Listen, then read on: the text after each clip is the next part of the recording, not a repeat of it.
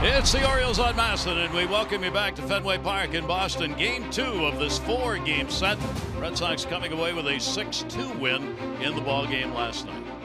Hi, everybody. I'm Gary Thorne. The Orioles hoping to get the offense going and not give the Red Sox so many extra chances as they had in the ball game last night. We'll get to that momentarily. However, a very special treat for all of you Oriole fans. This is the 81st birthday of Baltimore's own. Those are the numbers for Brooks Robinson. The 23 Major League seasons, the Hall of Fame class of 83, the magnificent 16 Gold Gloves, MVP, the American League MVP in the World Series. And, of course, as all Orioles fans know, there's just nobody any better. For all that he did on the field, both at the plate and, of course, at third base, Brooks Robinson's numbers speak for themselves. And these kinds of plays made in the spotlight of the World Series have forever been replayed and will forever be played as some of the greatest performances ever in games by an infielder. With Mike Bordick, and a special treat for Oriole fans, Brooks Robinson is with us from his home live tonight. Brooksy, happy birthday. Hey, thank you very much. I'm enjoying a good day here. All right. Hey, look, I know talking with you earlier today, you're feeling pretty good. You sound great, Brooks. Well, thank you. I feel pretty good. I do. And I've been, we had the grandkids, a few of them over here, and we've had a good day, and looking forward to the game tonight. I enjoy you guys, and I know I was part of that when they lost 21 games in a row. I did 13 of them on TV. And I'll tell you what, every game they lost, there came a point in the game where I'd look over at Chuck or whoever and say, well, this is it. And it was. But it's hard to put your finger on it right now. Yeah, it seems like if it's not one thing, it's another thing. Was it the same way back then? I mean, whether it be an error or a bad pitch, just nothing going the team's way. That's right, absolutely. I mean, the hitting, the pitching, base running mistakes.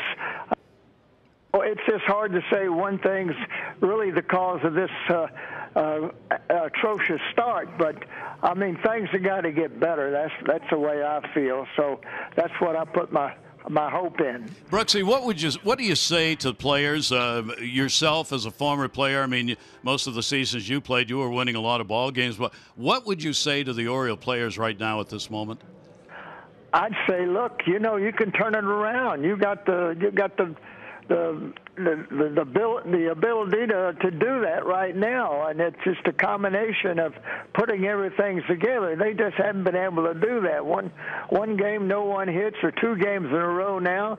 Then before that, it was the defense. You see guys running into plays and making out. So we've had a lot of players that starting off the season when the shortstop moved to third base, and I don't know if I like that or not, but anyway, Manny wants to play short, and he can play it. I found that out, but I don't know what to tell you except you got to hang in there. You got too many games to go to just throw in your hat. Yeah, absolutely. Yeah, Manny moving to shortstop, of course, but the Orioles have had some trouble over at third base. Brooks, Tim Beckham on the DL right now, and they're just finding somebody to really take charge over there. You still got your glove handy? Well, I can still dive and catch him, but I can't get up. So I will tell you, I was not enthused about the changeover from Manny going to short, and it really has kind of. I mean, Manny doesn't get any better than that playing third base, and he can play shortstop too. But I still like him at third base. Well, it seemed like every night we were drawing comparisons to you. Make a play, especially the plays going into foul ground and turning and throwing off balance. I mean, almost mirror images of you at third, Brooks. Well, thank you. But anyway, you got to play the game, so hopefully they can start on a little 5 or 6, 7 game winning streak. That's what they need. Brooksy, what bothered you the most about Manny going from third to short? I mean, how do you play third base any better than he's playing it? And I'm not saying he's not doing a great job as shortstop, but then the guy going to third base, see, I can't even think of his name. Tim Beckham, yeah. They played short last year. Tim Beckham. Yeah, Beckham, he's going over there, and he's got a lot to learn about playing third base. So that's the difference. He's better at short than he is at third. So, but that's the way it worked out. And but I'd still like to see it the other way. Brooksy, I have to ask you this. We've never talked about this. What do you think of all the shifts that go on defensively in this day and age? I've got to laugh sometime. I really do. You know, I think they're probably just overthinking everything they have to do as far as moving your players and positioning them. But in some circumstances, it works out well. Others, you can see it doesn't. But I mean, if they're going to give you half of the infield, well, you got to figure out, try to hit the ball the other way. But it's unusual. I mean, I did see the shift when we played against Ted Williams a little, but that's the only one. But now it seems like it's, just taking over the whole Major League Baseball. Yep. Yeah, Brooks. I mean, that's part of the game. It seems like sabermetrics really taking over and kind of incorporating all these shifts. But how about just the rule changes of the game? You know, the way you slide into second base, the way you slide into home now, kind of changing really the heart and soul of the game, I think. Oh, I do too. I don't like either rule. I talked to Johnny Bencher. We were chatting one day, and he says, I never got run over or ran over. He says, and I think it's ridiculous. You know, he doesn't like it as far as having to get out of the way of blocking someone at home plate or sliding into second base. And I don't like the new rules. That's for sure. Brooksy, I can't tell you how honored we are and how thankful we are that you came on and joined us live here from your home and your birthday. All of us in the Orioles organization, players, management, and certainly our broadcast crew, we wish you just the greatest on this day number 81, and we can't wait to see you at the ballpark. Thank you so much. I'll be out. I appreciate that, and it's great to talk to you folks. I really enjoy the games, and I'll be watching tonight and doing a little fan mail, too, so I still get plenty. And, I bet you do. That'd be great. Brooksy, thanks a million. Happy birthday. Happy birthday, Brooks. Okay, thank you, Mike and Gary. Is there a better guy anywhere? I mean, I'm telling you, for all he was as a baseball player, what he is as a person, it's times 100. Baseball coming up, Orioles, Red Sox.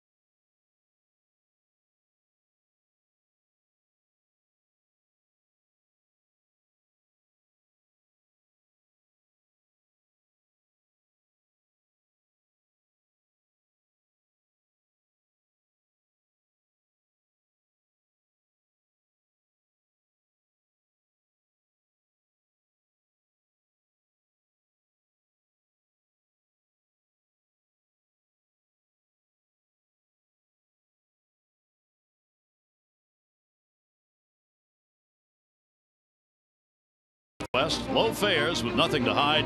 That's transparency.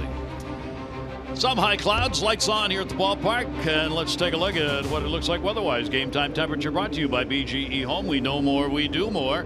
It is a cool 52 degrees, and the wind is blowing in, and it's going to be a relatively cold night here at the ballpark. Take a look at the Orioles. What they have for a starting lineup brought to you by Southwest. Low fares, nothing to hide. That's transparency. Mancini, Jones, and Machado, Scope, Trumbo, and Davis, Valencia, Rickard, Susac up 2 days, catching both days. Trey Mancini loves this ballpark. And let's take a look at Drew Pomerantz's pitch arsenal this season. He can mix it up a little bit. Pretty good fastball, but it's primarily that fastball knuckle curve, the combination. Flip that knuckle curve in there for strikes early, soften it up, and then he can bury it hard in the dirt. Look for that fastball knuckle curve combination against this O's offense. 29-year-old who won 17 games last year, ended up going 17-6 on the season. And we're ready to go. First pitch taken up high. Trey Mancini stands in game 2 of this 4-game set. Ended up with the 0 for last night, the 0 for 4 at 264 on the season now. Straight up D against him. Trey will take the pitch. It'll miss inside. And the count will go to 2-0. Pomerantz has on the year given up about a hit per inning. He has struck out 26, a little over a strikeout per inning. And he has walked 13. He's not finding the strike zone early here. 3 different pitches, 3 balls. Yeah, well, how about this? His last start, 5 walks. Had a little problem with his fingernail on his knuckle curve finger. And maybe that's having an effect in this game. But he walks him on 4 straight. Orioles will take that. Let's take a look at the defense behind Pomerantz tonight. Benintendi, Bradley Jr., and Betts covering up this Fenway Park outfield. Bogarts and Nunez turning 2 tonight up the middle. Devers and Ramirez on the corners, and Vasquez doing the catching tonight. So Adam Jones will stand in. Adam had an 0 for in the game last night as well, which ended an 11-game hit streak for him as he took the 0 for 4. Adam stands in. He is 3 for 16. Lifetime off the left-hander Pomerantz. Even with the bag at third. Devers pitch will be taken. It is in there for a strike. Now Lance Barrett, who has the home plate tonight, is generally a pitcher's umpire. Pitchers have historically gotten a good percentage of the close calls when he's behind the plate. We'll see whether that holds true here tonight or not. Not a big lead at first base. Mancini being held on the bag. Look over by the lefty staring at the runner in a long hold. Adam on a check. Did he go? Yep. It's a good look at the big curveball from Pomerantz right there. A good finish down in the dirt. And that's the thing. It kind of holds its head so long and then it just bites hard down into the dirt. Adam Jones seeing it at the top. That extra finish is where he gets strike 2. Red Sox have won 2 in a row. The Orioles have lost 2 in a row. 0-2 count. Real long look over, and Adam will take the pitch up and away. So the Orioles come into this trying to get out of a 13-game losing streak on the road and a -7 against the Red Sox going back first series this year and last series last year. So trying to get all of that out of the way with a W here tonight. 1 ball, 2 strike count. Adam goes after it down to third base. Devers up 1 relay no. Ball not hit that hard, couple of chops, so they get the force out. Yeah, smart play right there by Devers at third base. Keeping the double play in order, always important for defense. Take a look at the high chopper here, and he just kind of stays back on it. Mancini, not really fleet of foot out there, and you see the extra time. So just getting that lead runner, an important play for any team. Red Sox keeping the double play in order here in the first, very important. So 1 down, Jones now at first base. That'll bring up Manny. Manny, the home run last night, 9th inning, so the Orioles could avoid the shutout as they got their only runs on the 2-run homer. Manny now leading in home runs in the American League. And against the left-hander, he's gone 3 for 14 lifetime and does have a home run off Drew Pomerantz. And we'll go after a pitch way outside. Let's take a look at our AT&T achieving more. Yeah, Manny Machado certainly achieving more with runners in scoring position. How about 485? Got the 14 home runs. Of course, leading all Major League Baseball, the 40 RBI. A pretty impressive season here so far for Manny Machado. 14 home runs, now on top in the American League with the one he got last night. 0-1 delivery on the way. We'll pop that one up first base side. That's out of play. Here's the one, 9th inning. Yeah, Manny Machado 0 for coming into this AB and gets a cutter out in front. Now David Price was dominant against the Orioles last night, but Manny got a hold of the one mistake that he made, and that that was a bullet home run. 5 home runs have been surrendered by Pomerantz, all to the right-handers. Huge difference, lefty righties against him. 0-2 count. Not a big lead at first base, and that's way outside. The left-handers are hitting 200 off Drew Pomerantz, and they've not had a home run. The right-handers are hitting 312, 112-point difference, and they have had all 5 of the home runs he has surrendered. So overall, a .289 average against this left-hander, who brings a 2-3 lifetime record into the ball game against the Orioles. 1-2 delivery. Off-speed pitch that'll be driven towards the wall. It'll fall in, take a hop off the tin. Adams on his way to third. He's going to be held up by Bobby Dickerson, and it is a double for Manny. He got one up and he didn't miss it. Boy, I'm telling you, Manny Machado gets himself in a perfect position to hit just about every time, and if you make a mistake, he is going to cover it. A hanging breaking ball with 2 strikes, and Manny is in a perfect position. Fortunately for Pomerantz, it's on a line probably about 10 degrees off the ground, so one hop and the green monster, and you heard it hit the tin out there. Adam Jones put the brakes on at third base. What a swing by Machado. So the Orioles get an opportunity to get on the board. 12 doubles picked up, and that will keep him just out of the top 10 in that department in doubles on the season. And it will bring to the plate Jonathan Schoop. Schoop had a 1 for 4 in the ball game last night. Base hit here, could score a couple. Outfield deep, straight away on him. Pomerantz uses that long set, and the fastball will be taken up high. Oh, how about Pomerantz bearing down? You see the big numbers when guys leading off an inning and when the bases are empty, but when runners are on and in scoring position, wow, does he bear down. Really tight with the curveball, keeping it down in the zone. Only a 179 batting average. Runners in scoring position, and the Orioles are testing that number right now. Orioles outscored in the first 60-18. 60-18. Here's a chance to get something on the board and change that number. Boy, oh boy, they need some help in the first inning. It is so tough. All year long, it seems like this team has been starting from behind and just battling their way back. So important for any team to make that first mark. Jonathan Schoop with a 2-0 count. He's got the hitter's count. Pomerantz still struggling with the strike zone early. 2-0 delivery. Schoop on the off-speed pitch all the way down to 77 on that. 2-1. Yeah, really slows it down. But another pitcher with that, you know, that ball has so many revolutions coming out of that left hand that it has a better finish. It just bites a little bit harder. It looks like it's a floating pitch, but the finish is what makes it important, and that's what he bears down on in these type of situations. Infield playing back. They're not going to try for the plate on this. They just want to get the out on a ground ball. 2-1 delivery on the way, and Schoop will take the pitch inside.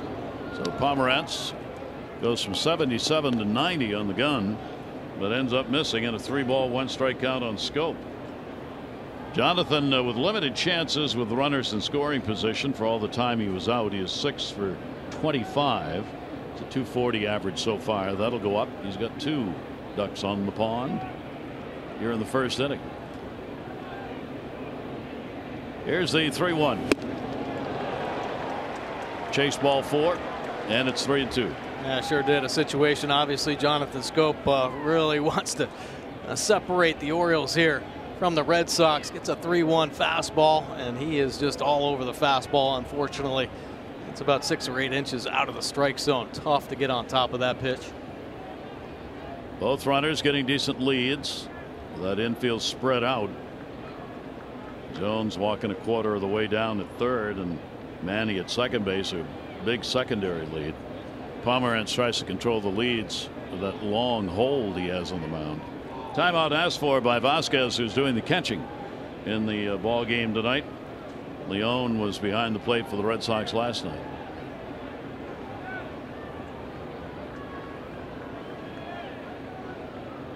Well, if you're a hitter, this is a pitcher who can freeze you a long time. 3-2, 1 down.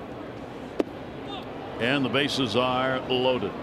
So 2 walks in the inning, and the Orioles a chance to have a big first inning, and Vasquez will go out to talk with the starter. Now some early command problems. Mentioned the 5 walks against the Blue Jays in his last start.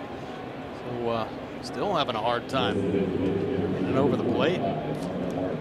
5 walks were 3 above anything he'd surrendered in his other starts. He'd issued 2 in each of the first 4 starts of the year. Just something happened with the control in the last game, and it appears as though it's continuing here. Last year he was outstanding against the Orioles. He went 2-1 and an ERA of 1.96 in 4 starts against the Orioles last season. They can do damage to that number right here. Trumbo, the 0 for 3 last night. He will take the pitch, and it is in there for a strike. Bases loaded, 1 out, infield and double play depth. They swing it around a little bit with Ramirez playing halfway to second, and the second baseman Nunez almost behind the bag defensively. The outfield is straight away. Boy, what an opportunity for the Orioles to get on the board. 0-1. Trumbo, a chopper foul.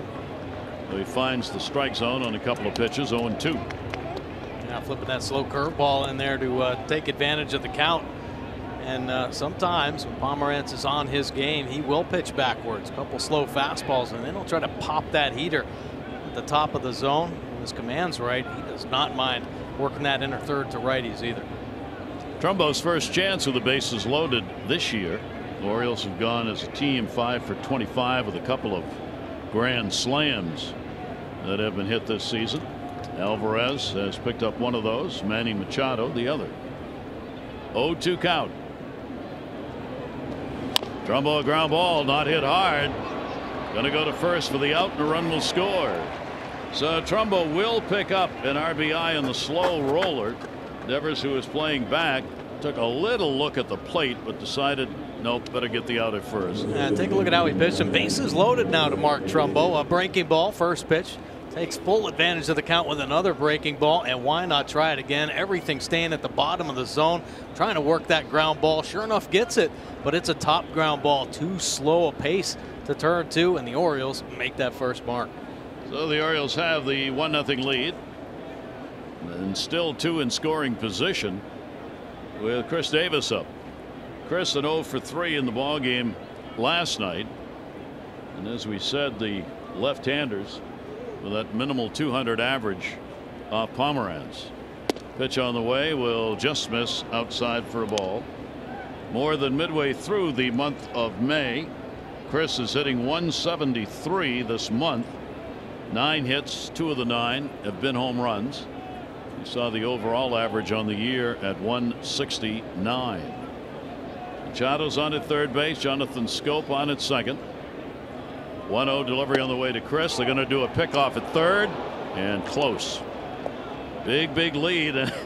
You see wagging the finger at Vasquez, the catcher, on the attempted pickoff. Now Manny Machado way down there with the third baseman pulled off, and then on the pitch Devers breaks. That's a planned play right there by the Red Sox, trying to catch Machado napping, but right away Manny turns around and says, no, you're not gonna get me. You're not gonna get me. Good stuff. 1 ball, 1 strike count. They hold him a step closer to third after that, though. 1-1 delivery on the way, and Davis, a high fly ball left center. Left fielder Benintendi will put it away for the out. Well, the Orioles get a run, but that's all, and we'll leave a couple in scoring position. 1-0.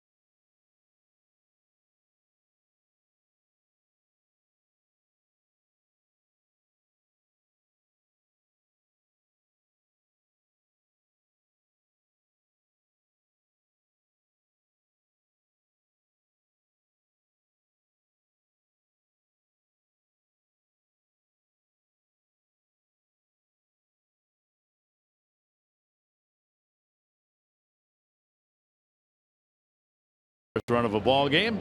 And Oriole fans hope it will be 7 since they got the first one here. Lineup for the Red Sox: Betts, Benintendi, and Ramirez. Martinez, Bogarts, Devers, Nunez, Bradley Jr., and Vasquez. JD Martinez, last 5, just a house of fire. He's as good as anybody right now at the plate. And let's take a look at Alex Cobb's pitch arsenal. He's got the 4-seam fastball, the knuckle curve, but the split finger. The pitch that kind of disappeared on him after Tommy John, but it's shown up here last few starts. Starting to get better command. Strikeouts are starting to climb a little bit. Back-to-back games with 5 strikeouts most this season. Alex Cobb's numbers are starting to come down, and the Orioles hoping that he's back into that Alex Cobb form we've seen in so many years prior. Betts goes after the first pitch. Mark that one down. And we mentioned last night he only swings at 12% of first pitches. Is that a sign real early on that the Red Sox offense is going to go after first pitches on Cobb? I don't know. I think Betts just likes to set the tone sometimes, you know. 0-1 delivery. Breaking ball will be on the inside corner. Cobb faced the Red Sox in his opener for the Orioles. 3 2/3 innings, 7 runs, 7 earned runs on 10 hits over 3 2/3 against them. And Betts will take that one center field. Going back, Adam Jones not going to get it. It'll take a hop off the wall. You might as well walk him. You just cannot get him out right now. Mookie Betts is on with a double, 3 for 4 in the ball game last night. And he covers the baseball. That ball came off hot right there, beating Adam Jones deep. 109 miles an hour off the bat, low line drive.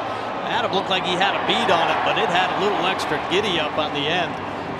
Easily getting into second base. There's that head first slide. There you go, Scopey. Put it on his head a little bit, might slow him down.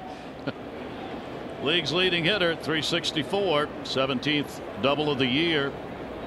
He is now number 1 in doubles. And the potential tying run on, and here is Benintendi. Benintendi 4 for 18 lifetime against Cobb. He had an 0 for 2 in the ball game last night. A little too long, and he will step out. Betts now in the year is 5 for 10 against the Orioles with an RBI and 4 runs scored. Nobody out here. Manny Machado holding the runner Mookie Betts, and another timeout as they can't get on the same page. So Suzak's doing the catching, just his second game here, so obviously they've not had games previously since spring training, and he wasn't in spring training. Right. So getting on the same page here with what sign, runner on second base. And a little surprised that the infielders didn't come in with Susak and Cobb, but sure they'll pick it up.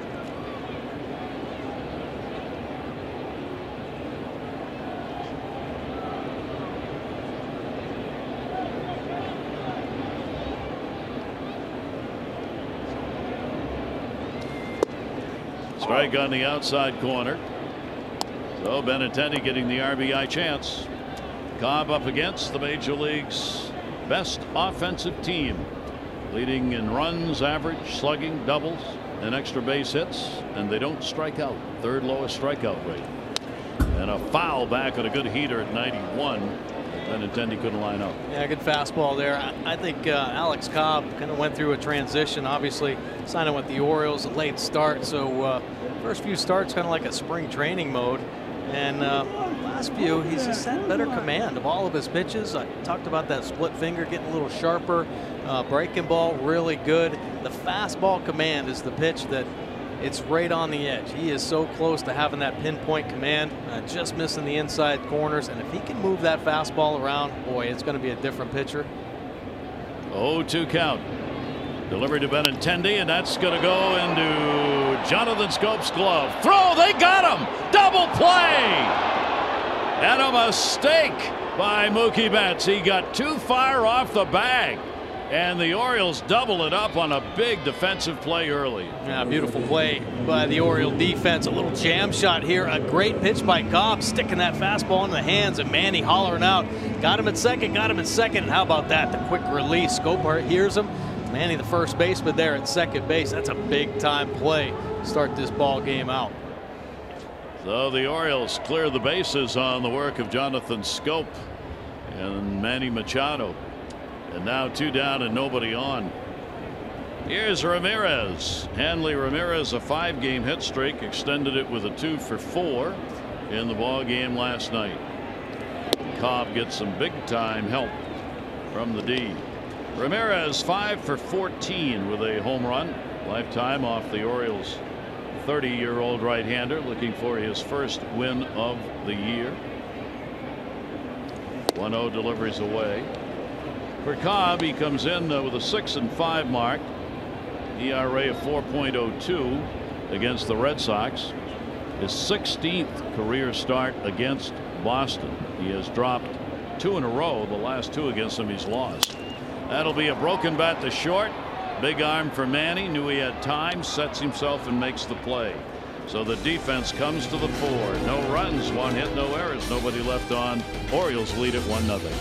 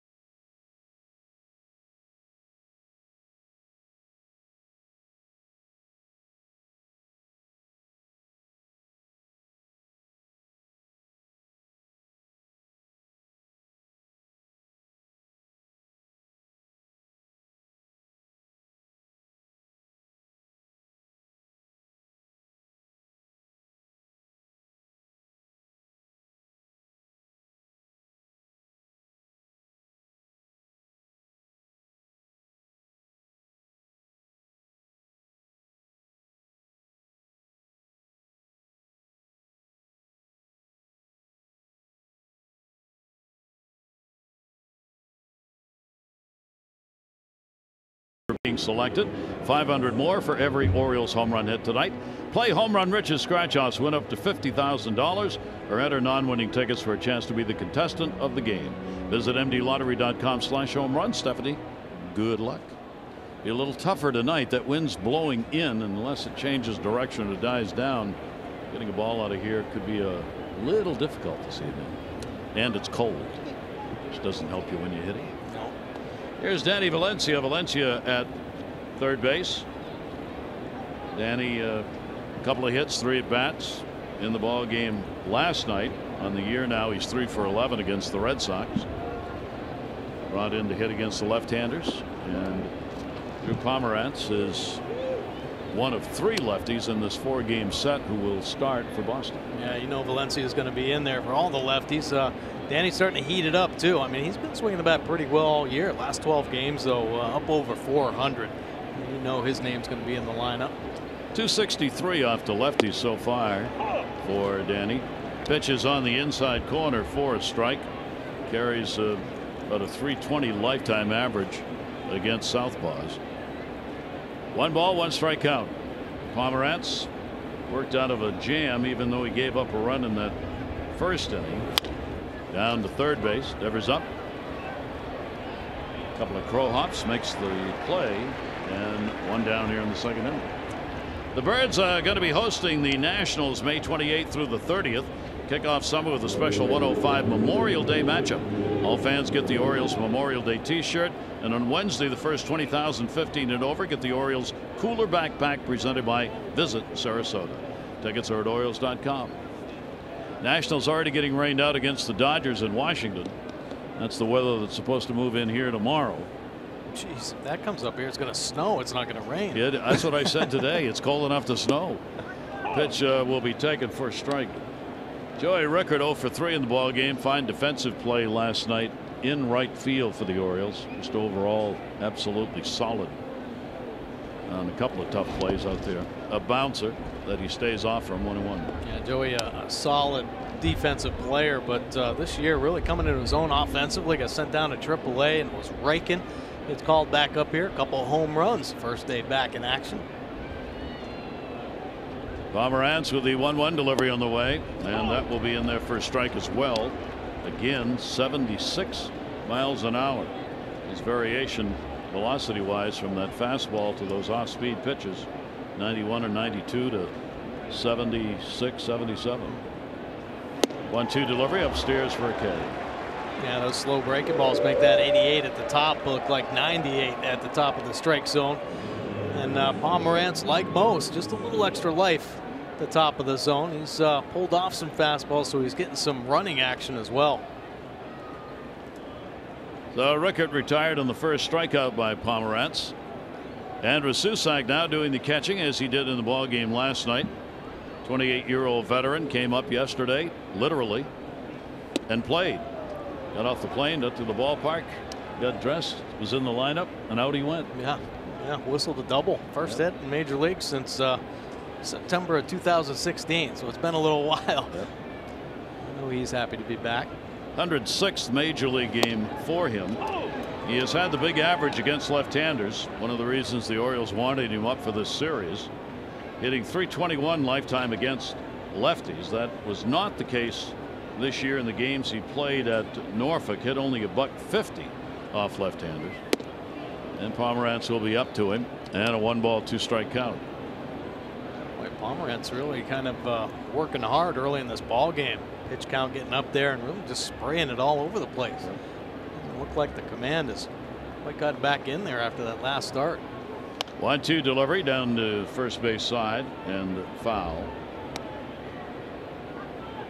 Susak will get a good deal of playing time if the opposition continues to throw these left-handers against the Orioles, as they are prone to do, since the Orioles have gone 5-10 against left-handed starters.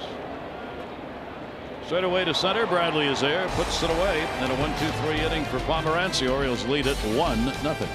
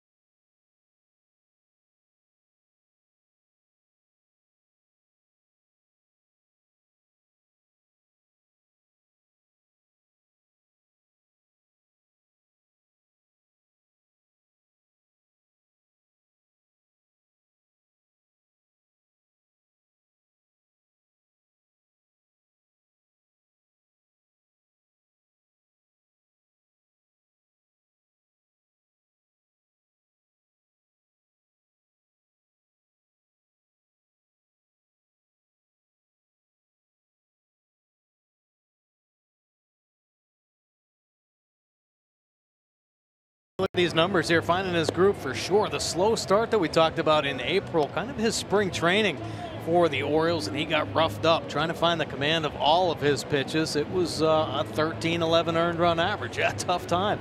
But here in May, seems to have found his command much better. Talked about the curveball being a little bit sharper, that splitty, starting to get that good action at the bottom of the zone, and the fastball command really starting to come around. Pitching to a 3.06 right now in the month of May.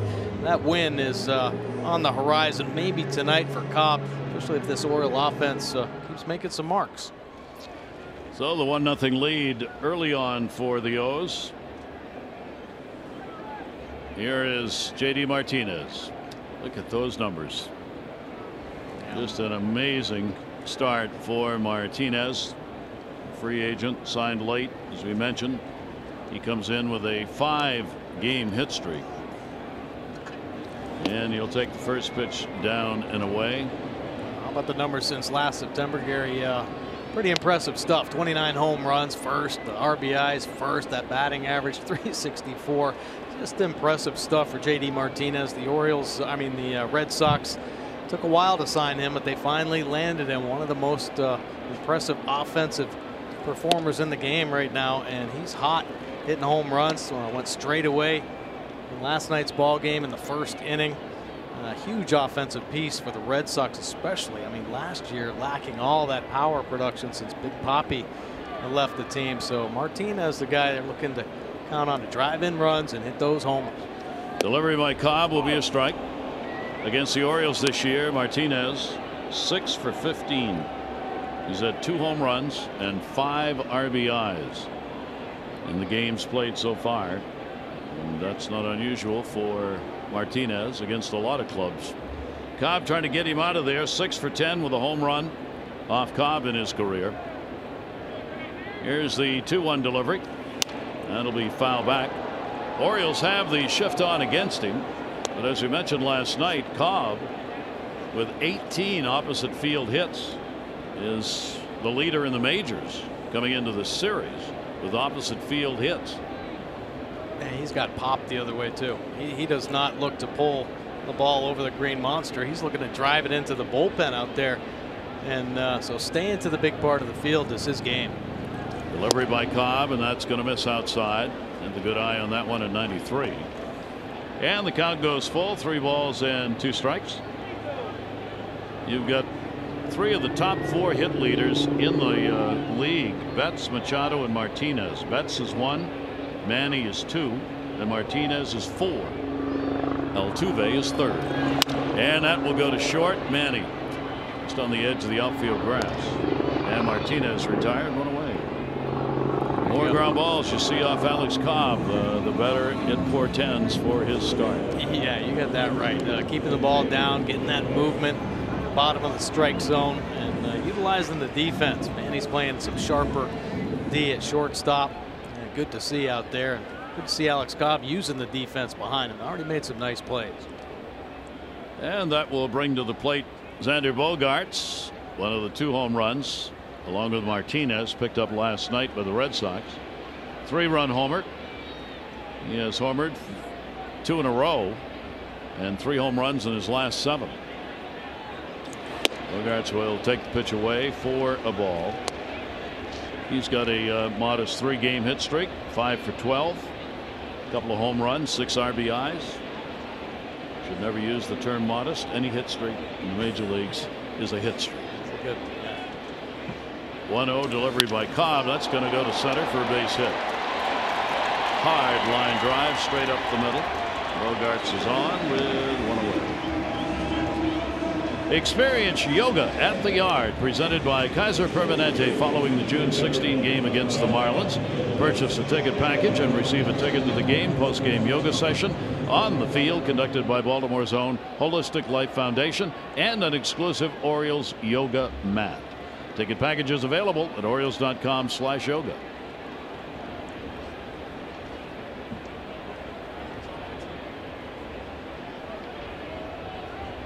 Rafael Devers runner on at first base. 0 for 6 lifetime off Cobb. Very short lead at first. And a strike in the outside corner. This is where there's an incredible number against Cobb. The left-handers are hitting .500 against him. Last year they hit .225. The right-handers are hitting .276 each side, 3 home runs. Yeah, I think a lot of those numbers kind of elevated the first 3 starts. I think now they start to get this better command and feel for especially his secondary pitches. You know, I think he's going to keep those numbers down a little bit better. Early on, the split finger was just kind of floating in there. He had no confidence in that pitch. The breaking ball not quite as sharp. So, now you're seeing just some better quality pitches. Cobb's on his way. After last night, Orioles very conscious of base runners. 5 for 5 stealing bases, and there he goes. Here's Susak's throw on a hop, and he got him. He's out. Good play made by Manny in order to field that. So Susak, who ended up seeing 5 bases stolen on the pitchers last night, tonight his first chance, he gets him. Yeah, I'm wondering if that wasn't a hit and run. I mean, Bogarts didn't get a great jump at all. Beautiful play by Susak on the pick, and Manny has just gotten to be a great tagger out there at second base. Bobby Dickerson stressing all the time, straddle the bag and fight for position, fight for that baseball. Another good play by Machado. So 2 big defensive plays in the first 2 innings for the Orioles. And the pitch will be taken down low for a ball. So Devers up with nobody on now, and the count goes to 2-1. Cobb really using the defense behind him here in this ball game. Shift now goes all the way around, playing him to pull on a 2-1 count. And he will take the pitch inside. For Cobb on the year, he has, in the walk department, issued only 6 in 29 innings, striking out 16. The big number is, in 29 innings, 49 hits. 3-ball, 1-strike pitch to it, and a strike called in the outside corner. If Alex can settle it in and get back to where he was last year, he gave up less than a hit per inning. 175 hits in 179 innings last year. And on the 3-2, it'll be bounced. And the free pass with 2 away. Yeah, a little frustrated on that release right there, trying to get the 3-2 split finger, and really fighting right now to get the feel for that splitty. His last start had some great action. It looked a lot like the Kevin Gausman split finger, just having that hard action fading down and away from the lefties. But right now, Cobb, not a good feel for that pitch. So here's Eduardo Nunez coming up. Nunez getting the start at second base in the ball game. Holt played there last night, and Dustin Pedroia could be back in about 10 days. He's going down to Pawtucket for some rehab games at AAA. But everything is going well as far as his return is concerned. 30-year-old veteran at the plate. Nunez did not play in the ball game last night. He's 3 for 11 off Cobb. 2 down. Nunez will take it up and in. Red Sox manager Cora asked about the return of Pedroia before the game tonight and what that would mean for Nunez. His response was Nunez is going to play a lot more than people think. He said he's right now turning into our MVP, most versatile player. Said I'm going to spell guys in the infield and he can play them all. 1-0 delivery. It's one of the things Cora has done that the Red Sox have accepted. He plays everybody constantly.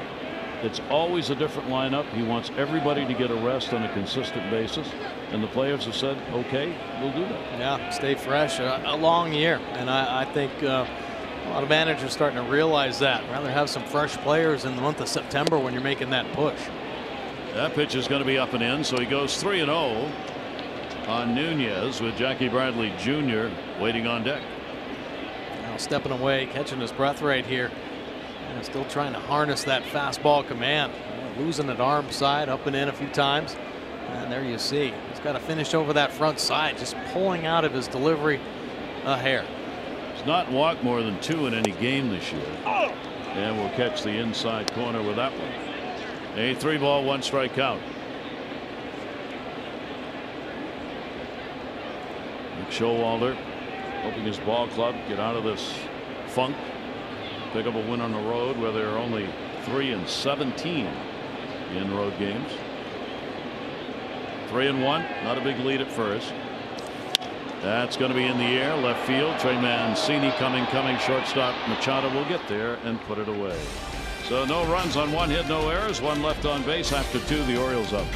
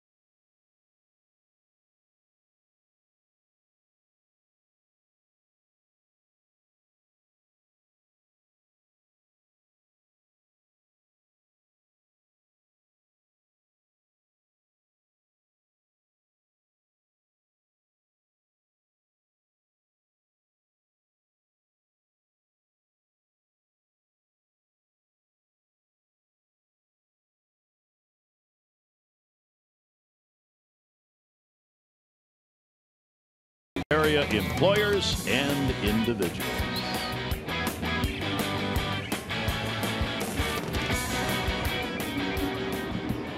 Here in Boston, a 1-0 lead for the Orioles at Fenway. As you look into the ballpark, Kenmore Square over the hill there. Big crowd last night. Be another big crowd on hand here tonight. Orioles, of course, 4-game set. Trey Mancini, leadoff batter, drew a walk. Taken out on the base paths in the first inning. Orioles tomorrow will send Dylan Bundy 2 and 5 to the mound against Rick Porcello. 6:30 O's extra, 7 o'clock for the ball game. Porcello's 5-1 on the year for Boston. And that pitch is going to miss. Thought he had a strike there, didn't get it. 2-1. Well, Pomeranz kind of been all over the place right now with all of his pitches. No true command of anything. You just kind of look for a mistake, up and out, over. Down to third, and a chop down on that one. Devers up. Ramirez. And the out recorded. 1 down, third inning. Oriole fans, when the O's score 5 runs or more, get 50% off regular menu price online orders at papajohns.com with the promo code Orioles5. Better ingredients, better pizza. Papa John's. Just watching on that play, Hanley Ramirez at first. A very dangerous set when he took that throw. He had his foot on the foul side of the bag. Oh, my. Fortunately, Mancini, by the time he got there, the throw had already gotten there, but that's a collision kind of stance. Watch where he is on this throw over. Look where the foot is. Oh, my goodness. Jeez. I mean, first baseman, generally, you just have that toe on the bag. Yeah, in the front. In the front of it. That ball is going to be a base hit. Adam Jones is on.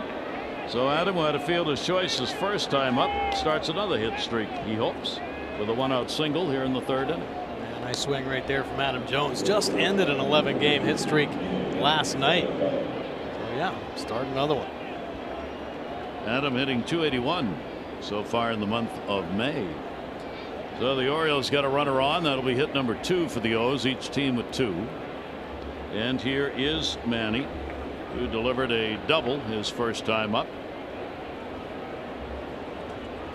So Machado, it's another shot here at the left-hander. He is now 4 for 15 against Drew Pomeranz. First ball hitting that one to the gap. That's going to the Green Monster. It'll be up and off the wall. Runner will stop at third. Throw coming into second, not in time. Manny Machado gets in, benefited a little bit from Nunez not being on the bag to take the throw. He had about 3 steps to take before he got there. Now Manny covering another baseball here, about midway off the Green Monster, and the Red Sox lining up for home, but forget to cover second base. My goodness, the Red Sox couple miscues tonight. 1 base running, and they're defensively had a shot at Machado. Another good swing though for Manny. So that's 58 hits for Manny, and he now moves ahead of Mookie Betts. Betts and he were tied for hits in the American League. Not anymore. Not with the 2 doubles he has picked up in the ball game tonight. Now 2 more in scoring position, and Scope gets another chance. Jonathan will take it inside. Jonathan came up in the first inning when the Orioles had a couple on base. He would draw the walk. Now Jonathan Scope with 2 on, and a chance to give the Orioles a couple more RBIs. Not a lot of chances for the Oriole offense in last night's ball game, thanks to David Price, but Orioles getting some runners out there early in the ball game. Come up with that big hit. Orioles just 1 for 3 with runners in scoring position last night. They have, however, moved up in the rankings. They're 7th now as a team. 234. They were 14th and 15th for most of the month of April. 1 ball, 1 strike count. And a swing and a miss at 77 again. 1-2. Wow. A breaking ball, almost a double breaker, and Jonathan Scope almost a double load to try to hit this one. And once again, pretty good finish on the Pomeranz breaking ball when it's down. And he keeps it down there You expect the ball to have that pretty good bite. It's up in the zone, though. He's left some hangers. Scope would like to get one of those right here. Runners off, second and third. He pops it up. Devers at third base, moves into foul territory, and we'll put it away. Big second out. Now 2 down. The Orioles 0 for 3 in the ball game in these situations, and that'll bring up Mark Trumbo. Mark picked up an RBI with the bases loaded in the first inning on a ground ball out. Put the Orioles on the board.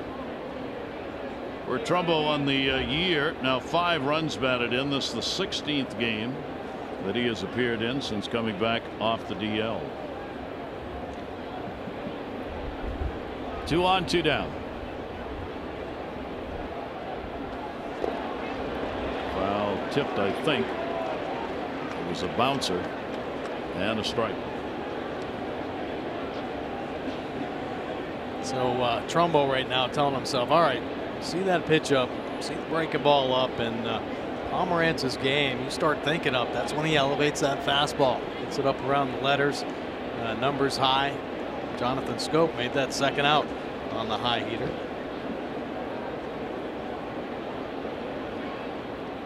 Pomerantz ready, and the 0-1 delivery on the way, and that'll be another one down and in.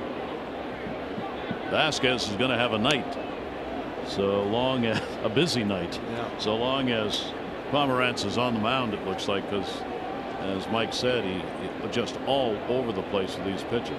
Yeah, when you get the 2 outs, and of course these runners on, you hope that your catcher can make these kind of blocks. That's just part of his game plan, trying to get the swing through, pitch him like he did his first AB, keeping those breaking balls down at the bottom of the zone. He does have 3 wild pitches, so Adam Jones aware of that, getting off third as far as he can on these deliveries. 1-1 will be way up high, so he goes from 2 bouncing off the plate to 1 way up, and a 2-ball 1-strike count, and not a very good follow through on that last one. No, really fell off hard. A lot of times you see that tailing action on his fastball, just pushing away from the righties. A big reason why he just pulls out of his delivery. Daniel Levanier, the pitching coach, looking on along with the manager. 2-1 delivery that bounces away. Jones stops and goes back as he sees the ball roll down the first base side.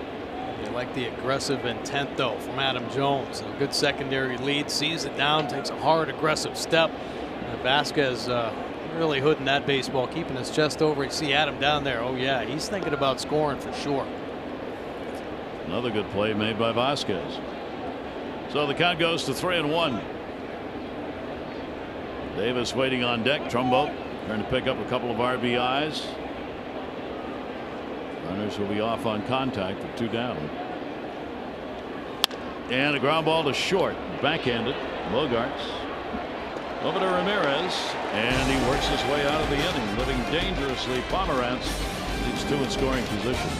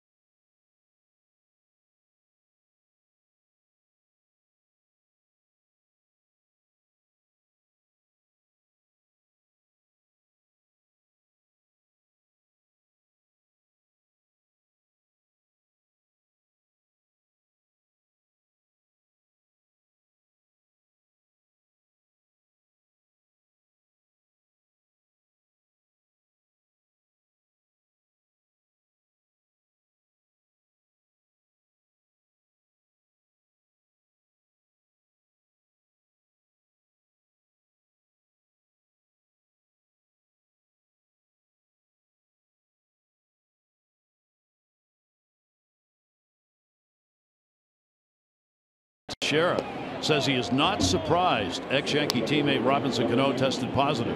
Cano's, this is a quote, Cano's assistant was on the list for biogenesis. Of course, he has an assistant, you know, buys stuff for him. Alex Rodriguez got popped by biogenesis. Melky Cabrera got popped. They're best friends. When someone gets lumped into that group, it's because there's evidence. There's a paper trail. There's a smoke trail. Teixeira quoted in the New York Daily News today. Now you knew there was going to be some grumblings about that, and you know, I know Mark Teixeira has played with a lot of those guys, so and he indicated he thinks there are a lot more that he played with who have not been named who have also used. Yeah, well, I don't know. And it's not because they have an assistant. No, no. He has an assistant, you know. Here's Jackie Bradley Jr. 0 for 3 last night. Lifetime 3 for 15 off Cobb. Shift on. Good heat. Well located. Down low in the inside part of the plate. 0-2 from Cobb. 30-year-old right-hander.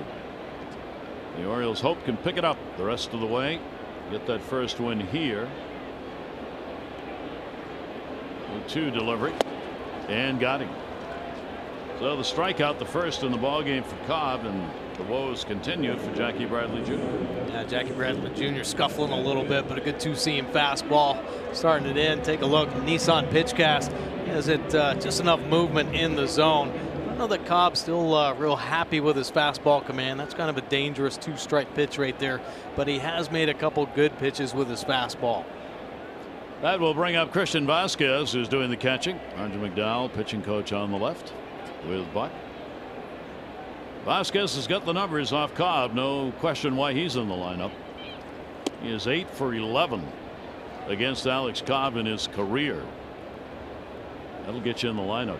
Of course, he's in there all the time anyway. Not a particularly good start. 33rd game for him. No home runs, 5 RBIs. Vasquez will take the pitch on the outside corner for a strike. Yeah, their catching situation, they haven't got a lot of offensive support back there. I think both Leon and Vasquez considered pretty good defensive catchers.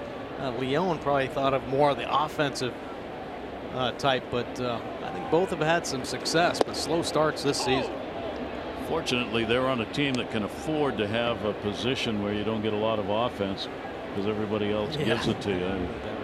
But you still are hoping.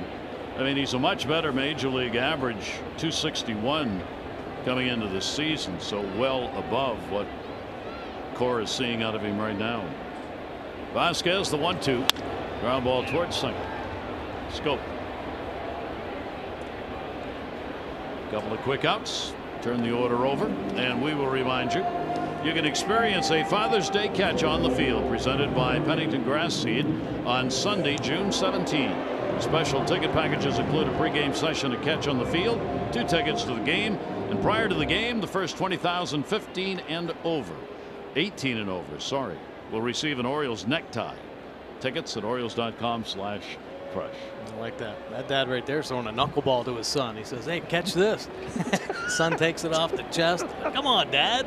It's Father and Son Day. What are you doing?" There'll be some of that. Yeah. Strike taken on the outside corner. Here's Mookie Betts, picked up the double first inning. A big early play in this ball game when he got doubled up on a Benintendi pop up to second base. Really changed the whole complexion of the opening inning. That'll come inside near the hands. And a 1-ball 1-strike count on the fastball. So Betts is now 7 for 22 lifetime off Cobb. 7 for 22 with 1 home run. And Cobb will stay away. 2-1. And you know, base running mistakes, they show up, and there you are, costly. In last night's ball game, Danny Valencia hit a ball off the green monster, ended up getting thrown out at second. It was a 2-run ball game. You know, 1 swing of the bat, we got the O's right back in it. Down the line, headed to the seats, and that will be a souvenir. And still too early to maybe say that Betts play could have a difference in this ball game, but so early, you just hate to make those type of outs on the base paths. Buck Showalter mentioned it after the game last night about the Orioles giving a real good ball club 8 extra runners or bases because of the 5 for 5 in stolen bases, double play that wasn't made, and the walks that were surrendered in the game by the Oriole pitchers. That's tagged. That is way back of the monster, and goodbye, home run. I'm telling you, you got to walk him. Mookie Betts ties the ball game up, so he's doubled and homered. That's number 14. RBI number 29. It's just been impressive watching him and Manny Machado go at it. Seems like one hit after another. A little competition, in-house competition here. Betts doing it all right now. How about this buggy whip swing here? A couple good pitches from Cobb on the outside corner, and this one not too bad either. But he stays tall. This is right on that inside corner, and he just buggy whips it out of here. That'll be home run number 7 off Cobb, and for Mookie Betts, the second in his career against the Oriole right-hander, and ties the ball game up. Boston's 3rd hit. Pitch taken inside. Benintendi, who popped out into that double play his first time up. For Betts, that is the 5th home run he has had here. He has hit 9 of his home runs on the road. 1-1 delivery down to first base. Davis makes the flip. Cobb is there to receive, and that'll do it. 1 run, 1 hit, no errors, nobody left. Home run by Betts ties it up.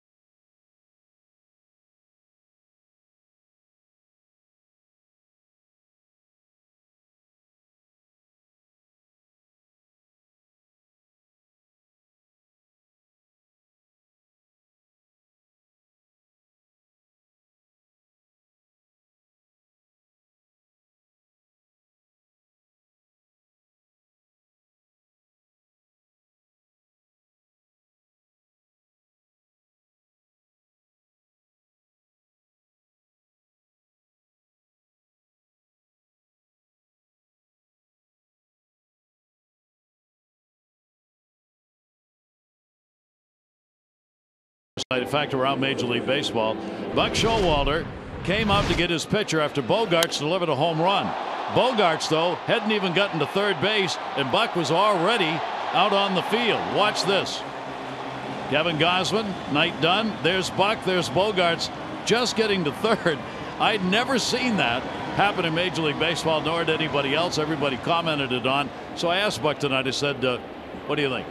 He said, first of all, there was nothing intended by it to show anybody up or do anything wrong. I was just so upset about what was going on. And then he looked at me and he said, you know what you can say? He said, it was pace of play.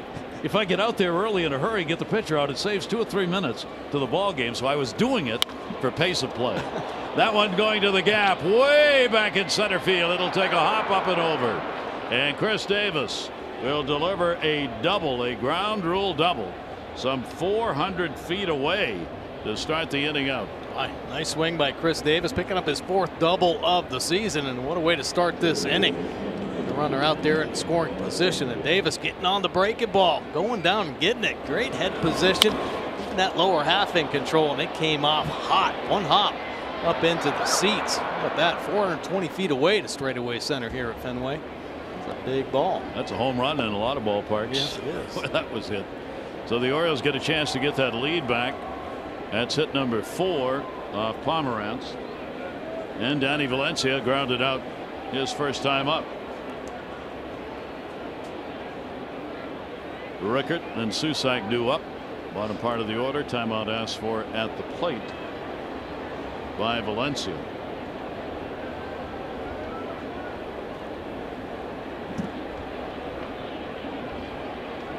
And that'll be taken for a strike on the inside corner. Orioles 0 for 4 in these situations so far. They were 1 for 3 in the ball game last night. And as we showed you, Pomerantz this season has been tough when runners get on base.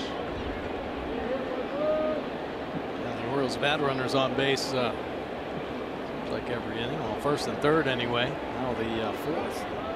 Well, one delivery on the way will be up and in. Sometimes you see this on starters. Pomerantz is one of them.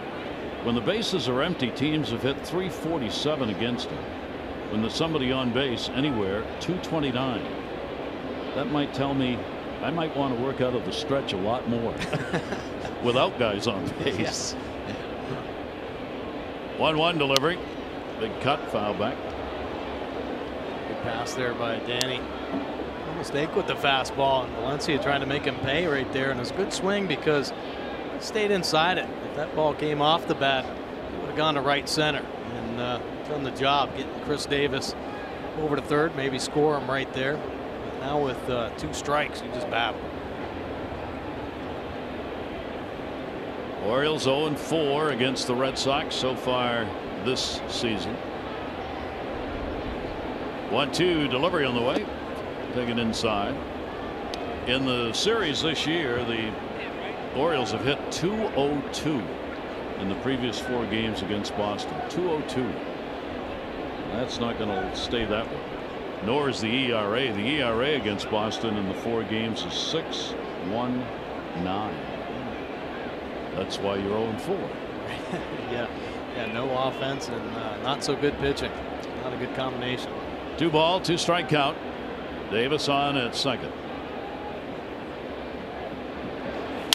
That's going to go to center field. Base hit. Davis on the fly ball. Slow roller. Bradley gets it, holding up the runner.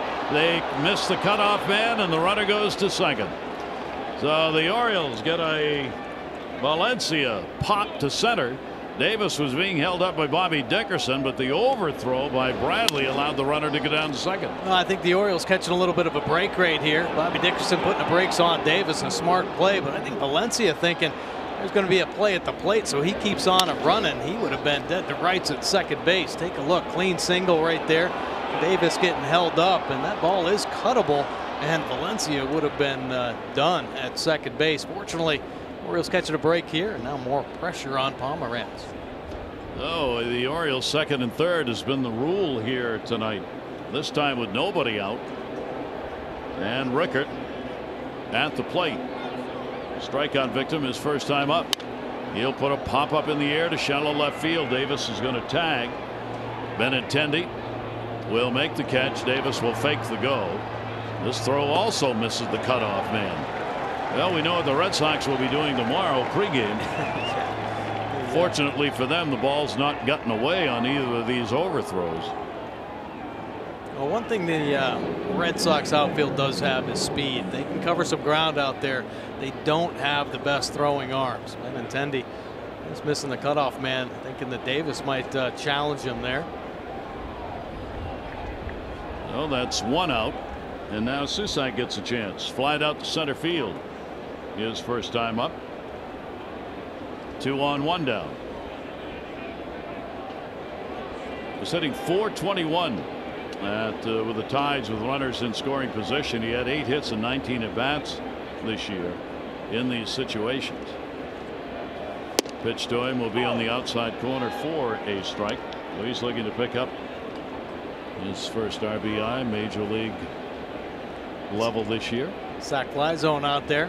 See the get in the red or the yellow or the green for sure. Further would be better, maybe up over the fence, but if it's in the red in the front of that box, you got to take be careful. Proceed with caution. Left-hander's delivery to him will be high and away. It's a ball game where the Red Sox are going to need some bullpen by the looks of it. Even though Pomerantz has got a 1-1 game going, there's no sign that he's going to regain control of pitches. He's still all over the place, and he's lived on the edge here through the first 4.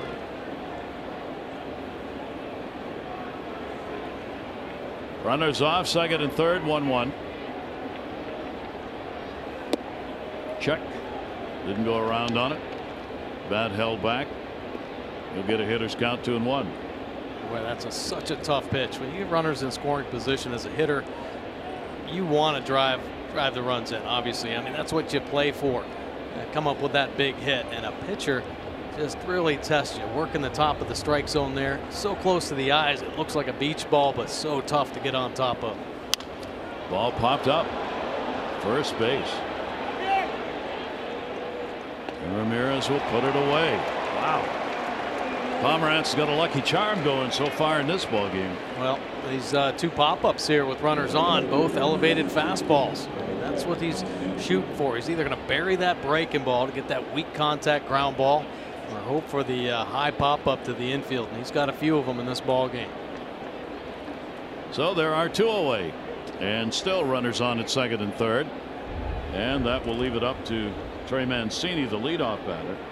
He has drawn a walk and he is grounded out. The Orioles trying to get a base hit here and get a couple of runs in. 1 hit will do that right now. Trey Mancini will take the pitch up for a ball. Mancini on the year hitting just .129 with runners in scoring position. A dramatic drop for one of the best that the Orioles had last year in these situations. Mancini hit .340. 1-0 at the knees for a strike. Borderline pitch there to Mancini. He didn't like it, but first pitch, you don't have to swing at that. Hey, look for the elevated breaking ball. I'm looking for a mistake. Let's see how Pomerantz works. Bottom of the zone, top of the zone. Bottom of the zone, top of the zone. Fastball, breaking ball. Left-hander's 1-1 delivery. Check swing, ball gets away, again blocked. Vasquez has got the job done behind the plate for his battery mate in this game. Yeah, making some big blocks. Seems like every time runners on base right here. This is a hard slider, hard breaking ball, just sweeping across, and he's got to get himself in a position in a hurry. Doesn't block it clean and keep it by the feet, but well enough for sure. Count goes to 2-1. Leadoff double by Davis, who's on at third now. Valencia single, moved up to second on the throw. 2-1 delivery on the way. Outside corner strike. I'll mention the Oriole, obviously Trey upset with the calls. Buck Showalter apologized to Tony Randazzo, the home plate umpire, last night. He did it before the game tonight. He said, I went back and looked at the video. Randazzo had one of the best ball strike games we've had all year. And that was after both he and Kevin Gausman complained vociferously about calls. Right. They went back and said, nope, we were wrong. 2-2 delivery on the way. Did he go? No. Tracy, thank you very much. A couple borderline calls here for Trey Mancini, and he's going to trust the first base umpire, and he does not hold. It was a strong hold right there, or strong hold by Mancini. Doesn't swing. Bill Welke, the crew chief down there, saying he did not go around. So 3-2, 2 down. Runners second and third. Mancini will draw a walk, and the Orioles, for the second time in the game, have the bases loaded. 3 walks delivered by the left-hander. Just all over the place, just trying to entice every one of these Oriole hitters to chase out of the zone. Mancini, that was a tough walk right there, laying off some borderline pitches. It's in the hands of Adam Jones to come up with a big hit. So the Orioles looking for that one big hit to untie this game, which is 1-1 at the moment. Adam is 0 for 6 with the bases loaded so far this year.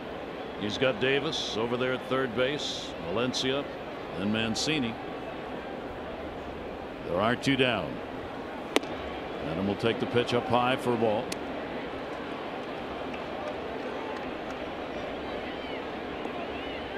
Orioles have stranded 4 so far, and all 4 in scoring position. Just a 1 for 7. Yeah, a lot of opportunities. A lot of opportunities. Trying to scratch out that timely hit. 1-0's up high. Walk will get it done. And the count's 2-0 on Adam.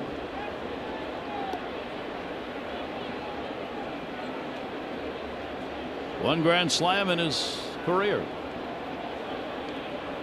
In the ballpark where he has hit 13 home runs lifetime here at Fenway.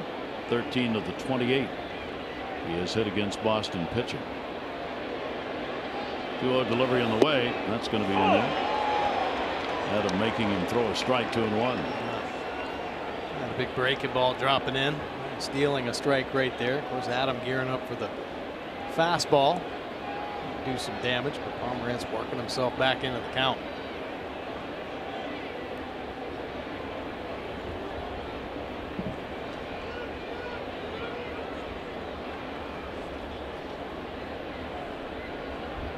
Base is full. 2-1 delivery on the way, and Adams got to get a base hit into left field.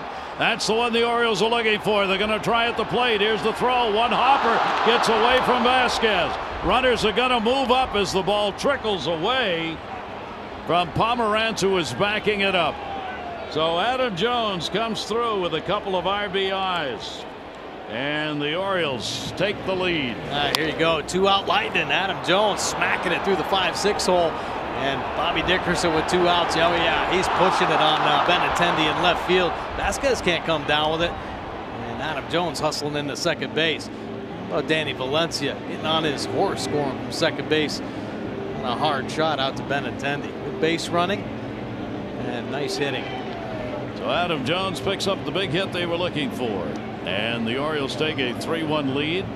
That is the 6th hit of the ball game. And Adam Jones has got a couple as he moves down to second base on that throw.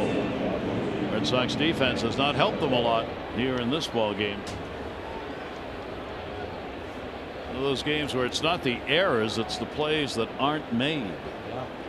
And now Manny Machado gets the same chance here with runners in scoring position, second and third. 2 down. In the air, that's going to be off the monster. It'll take a big bang halfway up. 2-run score. It's a Fenway single and 2 RBIs, and the Orioles extend their lead to 5-1 as Manny Machado has 2 doubles, a single, and 2 batted in 3 times to the plate. My goodness, 109 miles an hour off the bat, and Manny is just covering the ball off Pomerantz. His line drives all over the place. In last night's ball game, he had 3 hits over 95 miles an hour. Not hits, but outs actually 95 miles an hour. He is just squaring up the baseball as consistent as anybody. So the Orioles get to Pomerantz, and they are doing this with 2 down. And for Manny, already a great night and 3 times to the plate. Pitch will be taken down low. The Orioles' Jonathan Scope.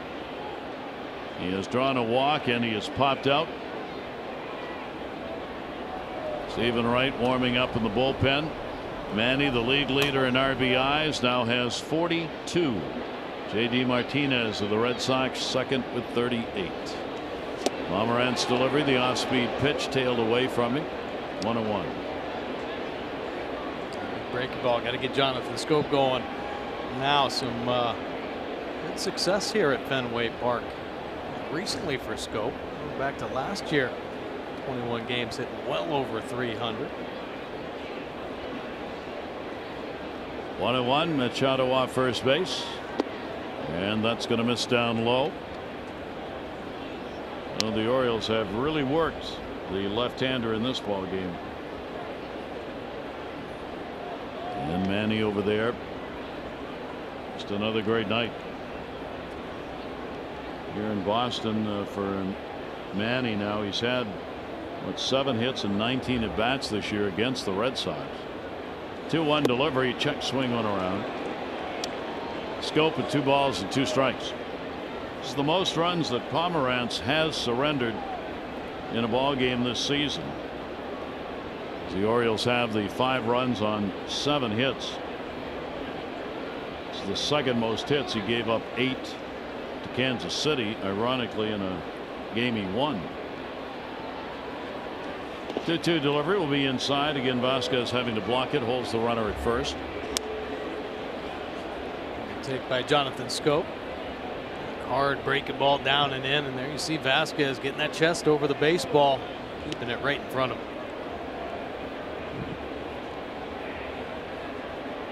Full count, 3-2. Ramirez will stay on the bag at first. Manny Machado off and running, and the pitch is there for a strike.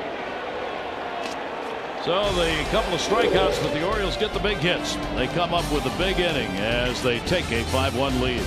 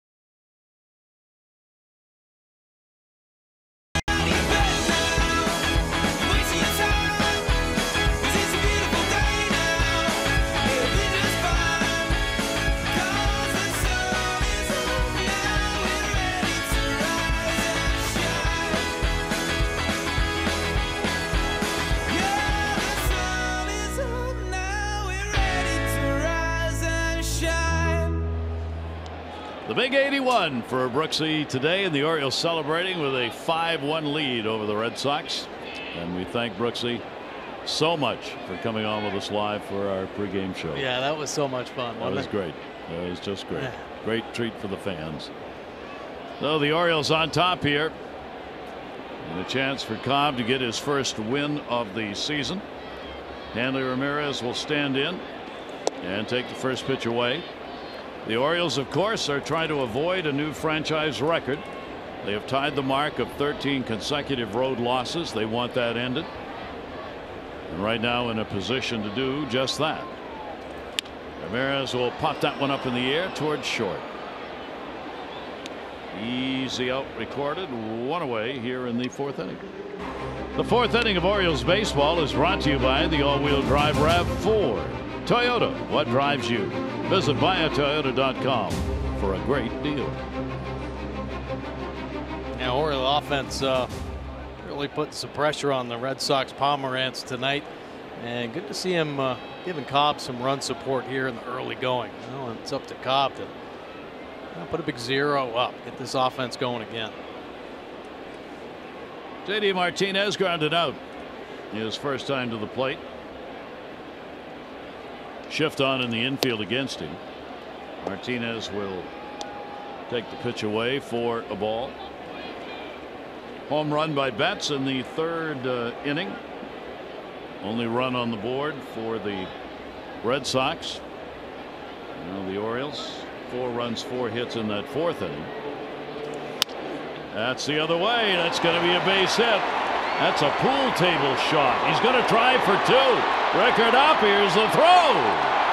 It's a double. 19 opposite field hits. Wow. Taking what's given. All right, that's a nasty pitcher's pitch right there on that outside corner, maybe even just off early in the count, and he just takes what's given. Shoots it by Chris Davis down the right field line. It's dying out there in right field. Of course, Rickard's got to play so deep. This is a huge right field, 380. So it takes him a little while to get there. Martinez recognizing it and hustling on in for a double. So he's on at second. That'll be hit number 4 for the Red Sox. 1 down. Bogart's a base hit.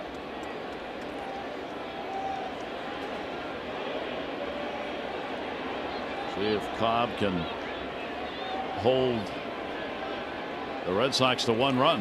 And the pitch is taken for a strike. Bogarts with a 4-game hit streak extended it to the base that he picked up in the second inning. Then he got thrown out. One of the big defensive plays the Orioles have made in the early part of this ball game that have really helped Cobb hold the Red Sox offense down. 0-1 Xander Bogaerts. That ball in the air to right. Runner will tag. Rickard. Throw will come into the cutoff man. Over to third base goes Martinez, but there are 2 down. The Birds are going to host the Los Angeles Angels June 29 through July 1 at Oriole Park. On Saturday, June 30, first 35,015 and over are going to receive the Birdland Hawaiian shirt. Wow. Need we say more? What a shirt.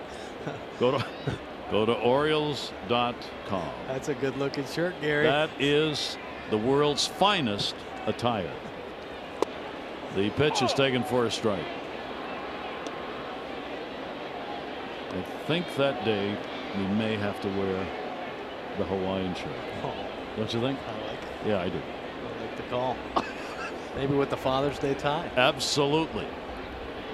Devers up, runner at third base in the air left field. Trey Mancini, it'll curve back towards him, and he's got it. No runs on 1 hit, no errors, and 1 left on base. Orioles on top here at Fenway, 5-1.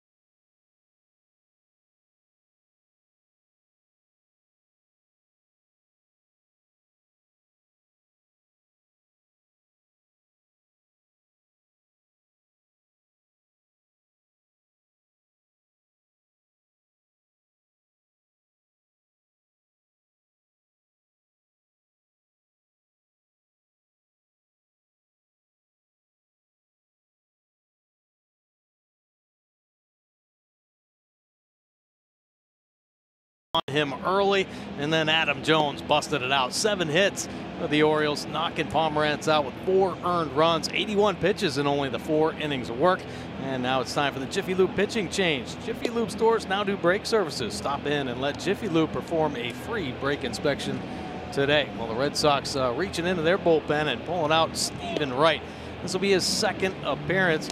Yeah, he's been on the shelf on the disabled list. 7.71 earned run average. He is a knuckleballer extraordinaire. One time in this rotation, some injuries have set him back, and now a piece of the bullpen. Let's see what he's featuring tonight. For the Red Sox, their bullpen this season, they are 4th in earned run average. They've done well. The 3rd fewest hits per 9 innings. So Wright is back. Bullpen called on by Alex Cora. Red Sox manager Pomerantz really lived in the fire pit all night here in this ball game with the Orioles getting runners on and finally getting to him in that 4th inning. Orioles bat here. Mark Trumbo starts it out with a high pop-up short. And back to get it is Bogarts. 1 pitch and 1 out. Upcoming schedule, the LifeBridge Health Sports Medicine Institute brings it to you. Turn to Cal's team for concussion and orthopedic care all together in one place. To schedule an appointment, 410-601-PLAY. Now finishing up the series here tomorrow, 7 o'clock game on Masson 2, and then on Sunday it's a 1 o'clock start time. That game again on Masson 2, and then a 4-game series starts out in Chicago. And Chris Davis up. Davis got that 4th inning ignited with a double. 1 for 2 in the ball game. Davis has gone 3 for 12 with a home run off Wright. Not necessarily easy to do with the knuckler that he throws. Wright has the 2-2 mark. Here's the shift on. 2-2 against the Orioles. 7th game he's appeared in. 4 of those were as a starter. Knuckler is going to miss outside. Wright just getting back in Tuesday's game against Oakland. 2 1/3, 2 runs, 2 hits. That was his first appearance of the season, coming off the DL, as Mike said, with that knee. Kind of an easy swing, just trying to make contact, and fouls it off. Yeah, you like to see that from Crush Davis. Just got to find that bat head again. More consistent contact. And watched him take BP today, and the first couple rounds just really took the legs right out of it. It was more just handsy, trying to get the barrel to the baseball. He does there, but it's right into the shift. Nunez. And there are 2 down. So Chris retired. Wright gets a couple of outs.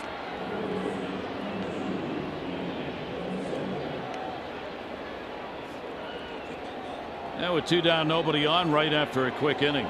So Valencia will take his time coming to the plate. Danny also part of that 4th inning. He followed Davis's double with a base hit. And the Orioles went on from there to get the 4 runs on 4 hits off Pomerantz. Orioles up 5-1. Infield will shift around, playing him to pull. Valencia, the knuckleball, will miss up high at 75. There you see the alignment. Even with the knuckleballer on the mound, they keep the same kinds of shifts they would have used for a non-knuckleball pitcher. That one rides inside. Yeah, Stephen Wright flipping that knuckleball in there. 70-75 miles an hour. He's got a slower version as well. I mean, he can knock it down into the 50s if he wants. He's playing in the backyard. Pitch is inside. So Valencia gets ahead on the count, 3-0. He's gone 1 for 3 off the knuckleballer. Rickard on deck. Valencia's 1 hit off Wright, a home run. 3-0. Takes it. Strike called at the letters. Come on back. Yeah, give him another one of there. You know, to try to hit a knuckleball, I mean, you hope you hit the one that isn't moving so much, but you try to get him elevated. See it a little bit better. If Valencia gets another one of those, look out. That dropped off the table. And the count will go full. Right, 3 balls and 2 strikes. Yeah, that was pretty nasty knuckleball right there. That had some serious movement. Ended up biting down and in for strike 2. And on the full count, he'll walk him. So the Orioles pick up their 4th free pass of the ball game. This one coming with 2 down. For every Orioles walk, Care First Blue Cross Blue Shield contributes $50, supporting the Leukemia Lymphoma Society Light the Night Walk. The O's have drawn 129 walks, a total of $6,450. Care First encourages each of us to take that first step towards a healthier and more active lifestyle. Joey Rickard, that one goes off the glove. Vasquez will chase it down all the way to the backstop. The knuckler just floating on by. the catcher's delight, a knuckleball pitcher. Right, and Vasquez changed his glove, so he's got the bigger mitt, more like the first baseman version, and still can't flag that one down. That late movement on the knuckleball, and just darting away from him. Pass ball will be called. Looks like it ought to be in the middle of the mitt, and then suddenly it isn't. So an RBI chance created, and that is going to be in there for a strike. Joey Rickard has struck out and flied out. Rickard looking for his first hit of this 4-game set. He has gone 0 for 5.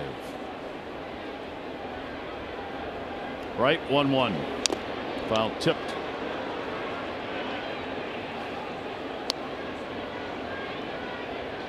So Wright gets ahead 1-2. Take a look at the right knuckleball here, and pushing it off the fingertips. Boy, I don't even think that ball spun around one time. No, amazing, that isn't it? Incredible. It's great to watch that in slow motion. You can't believe it. That ball comes right back to him. Right, waits for Ramirez and gets the out. No runs, no hits, no errors. The base runner left on. The Orioles on top of this one, 5-1.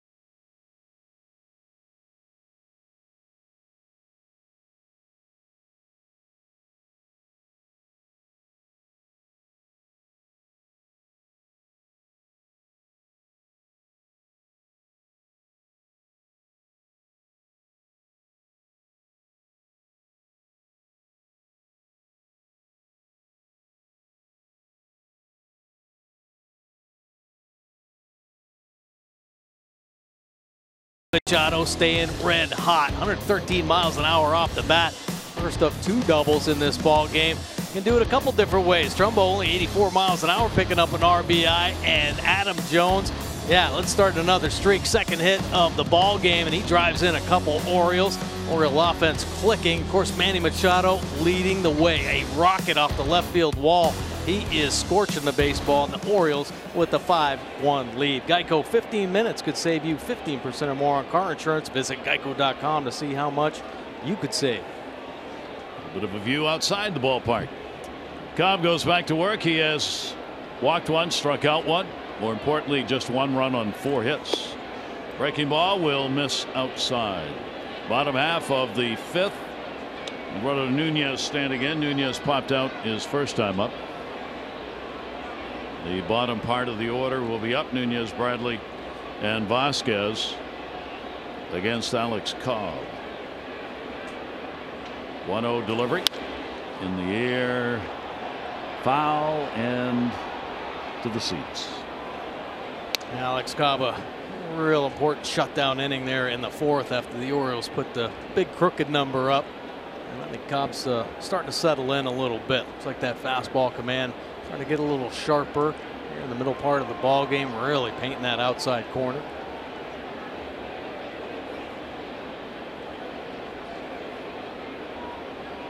One ball, 1 strike delivery on the way. Nunez gets a base hit to right. Leadoff man on here in the 5th inning for the Red Sox. Last Sunday, the Orioles wore special Mother's Day caps. You can visit Orioles.com/auctions to bid on these autographed and authenticated game-worn caps. All proceeds benefit the John Fetting Fund for Breast Cancer Prevention. at Johns Hopkins. The bidding closes this Sunday at 8. That's Orioles.com/auctions. Cobb gives up hit number 5. Jackie Bradley Jr. strikeout victim. 0 for 4 so far in the 2 games. And 1 for 14 against the Orioles this year for Jackie Bradley Jr. As he stays in the lineup, but struggles. 165 batting average. Yeah, having a hard time this year, and this is the type of situation. I think the Orioles, if it was a little closer ball game, you might see a hit and run or something. Just try to get Jackie Bradley to get a little focus, maybe move the infield around, start trying to build his confidence a little bit with the bat. As you said last night, he just seems to be in between on every swing. Yeah, that's a center cut fastball right there, and just not picking it up. Picking it up a little bit late. Sometimes it's just about changing your contact point, maybe reaching out in front a little bit more. Cobb has a 1 ball 1 strike count on him, and a foul tip that'll end up in the mitt, so he'll get ahead of him. He has struck out 35 times this year and drawn 11 walks. So the contact simply is not there for Jackie Bradley Jr. 1-2. Nunez short lead. 1-2 delivery, foul tipped into the mitt, got him again. And Cobb gets his second strikeout. Both have been against Bradley. Yeah, and making pretty easy work, just challenging him with the fastball, and Bradley just can't get the bat head to the fastball. Take a look at the Mercedes pitch cast here. There's 4 fastballs right there, and blew him away. His first AB struck him out on 3 fastballs. So with 1 down, Christian Vasquez, the catcher. Vasquez grounded out his first time up. Orioles infield looking to turn yet another double play if they can get a ground ball. Vasquez will take the pitch on the outside corner for a strike. Cobb trying to take advantage of those outside corner strikes against these right-handers.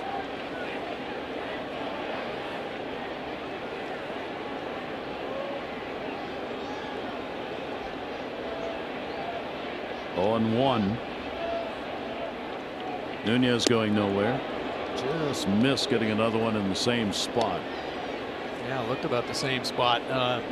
Not the spot he wanted to hit. Susak set up on that inside corner, but my goodness, how about filling up the same group down and away with the fastball? Man, one's a ball, one's a strike. It's an unforgiving world out there. Right. 1-1 the count, outfield deep. Vasquez has some power. He hasn't hit one this year, though. Diving back in. 5 stolen bases, as we said last night. The Orioles believing they know how the Red Sox were running on Kevin Gausman. They had figured it out on a count. If Gausman held it 1, 2, 3, he was going to the plate and they could run. And that's what they did. They did. And they trusted that, because there were a couple times they were running. Kevin Gausman still had the ball on the hill, and he didn't know what to do. They worked on that today with Kevin. 1-1, runner goes, hit and run on, and it's fouled off. He had to reach on an off-speed pitch, was way out in front of it. So they will bring Nunez back. Yeah, take a look, a little hit and run there. Nunez quick turn, pick up the baseball. Now the high pitch trying to stay on top of. Trying to protect the runner there as well, when after a pitch he might not have gone after had the runner not been going. So 1 ball 2 strike count. Cobb gets the advantage on that. Betts waiting on deck. Orioles would love to turn 2. Keep Betts for another inning. Runner not going. That's going to be a base hit right center field. Nunez will head over to third. Throw will come into second, holding him to a single, and the Red Sox cover the corners with 1 out. Pretty good piece of hitting there by Vasquez. A couple hits going the other way, just taking what's given. Fastball in that outside corner. Cobb kind of staying out there consistently, and now Red Sox hitters making a little bit of an adjustment. So first and third with one down. 6 hits on the board for the Red Sox, and that will bring Mookie Betts to the plate. Betts coming in ninth with runners in scoring position at 364. That's another stat that Manny Machado leads the league in. Betts has already delivered a double and a home run in this game, tying Manny Machado for the league lead at 14. Pitch will be inside for a ball.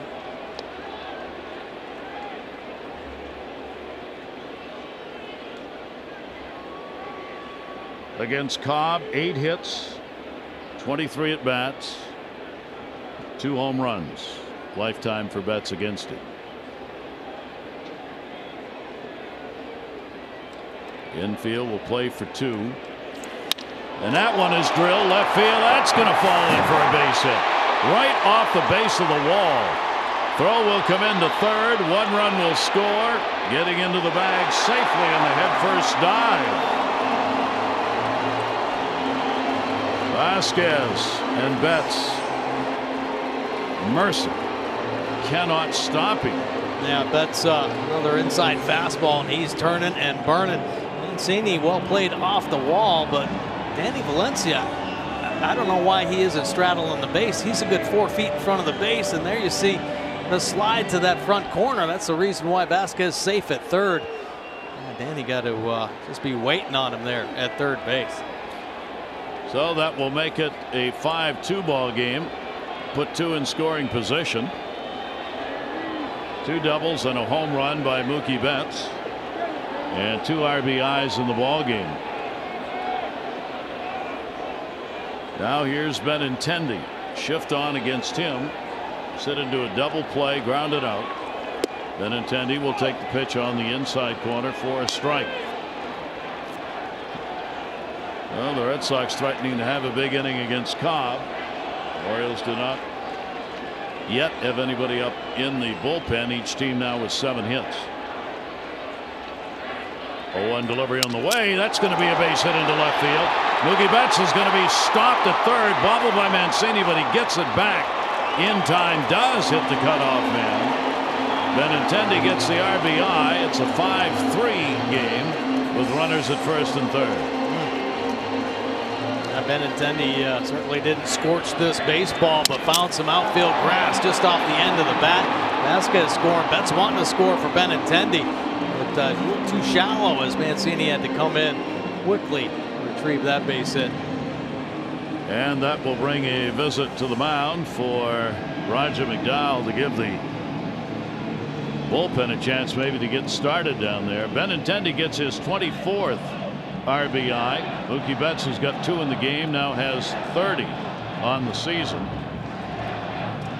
And the discussion with him down at third with runners at third and first.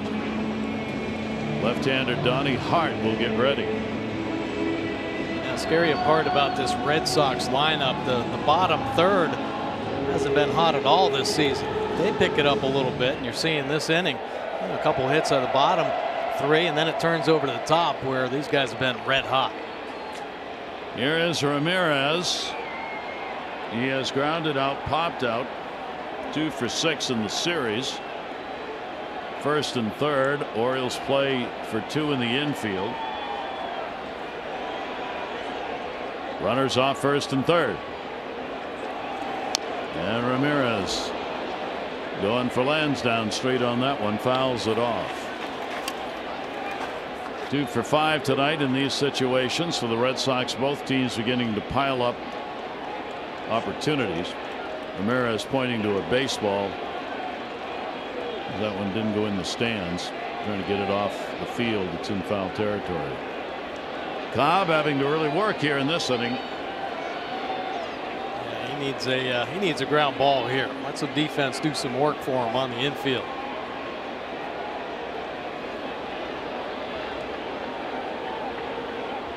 Oh, 1 count on Ramirez. Benintendi can run. has good speed. 7 for 7 in stolen bases. Tom Goodwin, first base coach, talks to him. Ramirez, the 0-1. Cobb, one of the best pickoff moves in the American League. Ramirez will take it up and in. Take a look at our Coons.com league leaderboard. When you're talking cars, you're talking Coons. Yeah, it's not all about the slugging. It's about stealing some bases as well. And Boston with 31. That's third most in the American League behind Chicago and Seattle. And this type of situation with Benintendi and Betts on the corners, you better be aware of potential stolen base. 1-1 delivery. Ramirez pops it foul. Talking with Alex Cora after they stole 5 last night. Alex said, I'm not big on base stealing. He said 75% generally is the rule, that if you can do that, you go ahead and run. He said, I don't believe in that. He said 75% is giving away runs, giving away outs. I like 80. If it's 80 or over, okay, we'll go ahead and run. He said, we ran last night because we knew we could, but ordinarily I'm not going to send guys. 1 ball, 2 strike count, but he does like to run against defensive alignments where the shift is on. 1-2 delivery, ground ball, get a chance for 2. Scope, there's one, Manny, and they get it.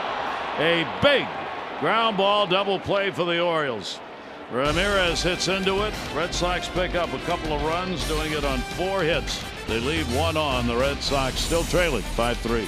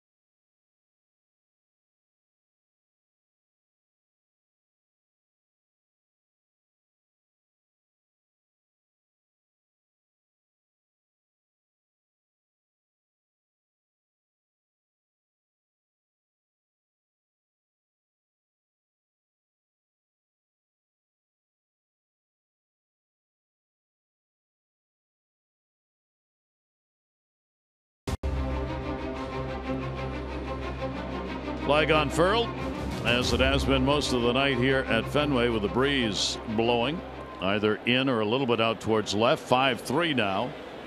Red Sox actually out hitting the Orioles 8-7, but a big double play. 2 runs, 4 hits, and 1 left on in the last inning. Knuckleballer Wright will start his first inning of work. Andrew Susak, he came on in the last inning, able to find a way out of it. That'll be foul back. Susak has flied out and popped out.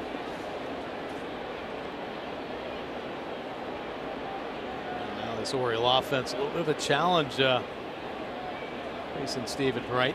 Got that knuckleballer working a little bit. Does there. Foul tip, gets a strikeout. And you try to wait, be patient, let the ball travel. And at the end, just enough movement to keep it off that bat head. You look down, you wonder if you got a hole in your bat. And the baseball just dancing all over the place. So Wright, the first gets the first out on Susak. Top of the order. Trey Mancini will take the pitch. It is in there for a strike.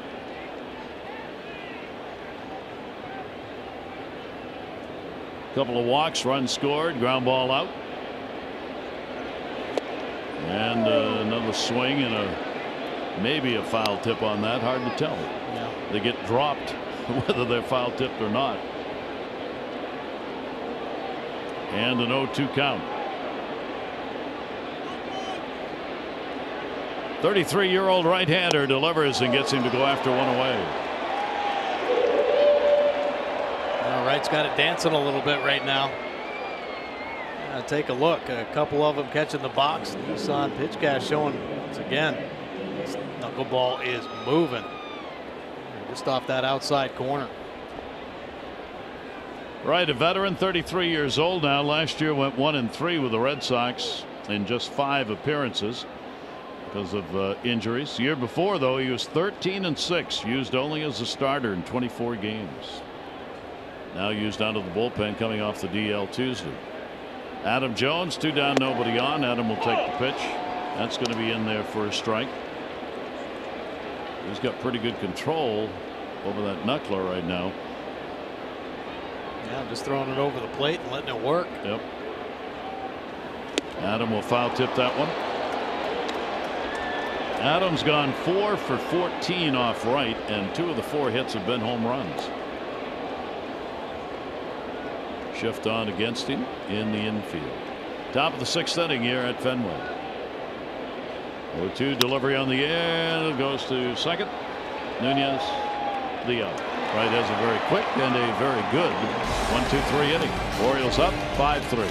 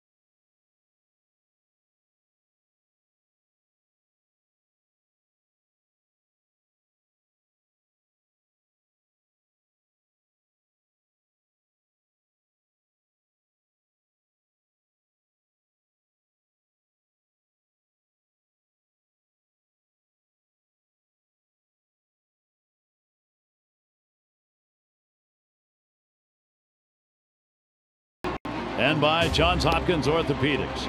When you have a setback, we set you up for a comeback. Cool but pretty night here at Fenway. Barry Thorne, Mike Bordick with you. The Orioles leading it by a score of 5-3 as we go to the bottom half of the 6th inning. Cobb getting out of the 5th inning with a couple of runs on 4 hits with a big ground ball double play. Pretty efficient. Working into the 6th. JD Martinez a double and he is grounded out. Martinez left the ball game late for a pinch hitter last night. A little bit of the stomach upset. Came back to the ballpark today and the scorer said he's fine and ready to go, and here he is batting in the cleanup spot again.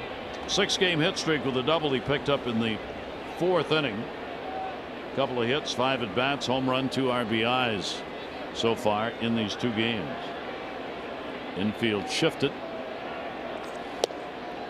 Strike on the outside corner. He turns and says, "Sir, was that really a strike?"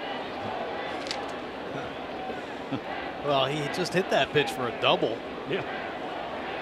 Lance Barrett, home plate umpire. He put one right down the first baseline against the shift. One Mike's talking about. There's a cue shot off the end of the bat. That one's not. It'll go to right field. Joey Rickert right there, and he's got it. Martinez is retired. 1 down, 6th inning. It's a whole new ball game with RBI Baseball 18. RBI Baseball 18 delivers an all-new franchise mode and much more. RBI Baseball 18 is available now. Learn more at rbigame.com. Rated E for everyone.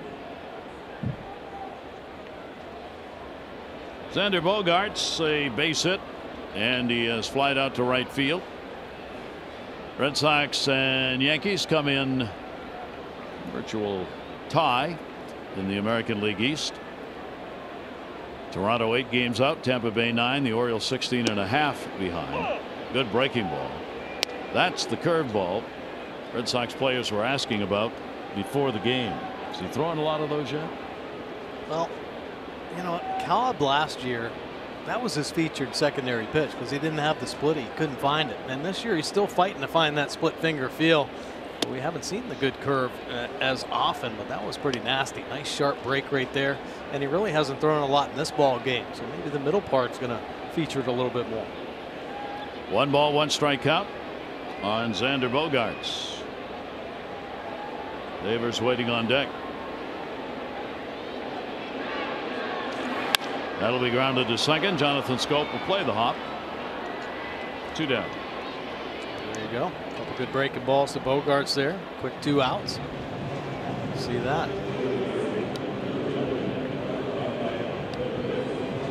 Rafael Devers will come to the plate.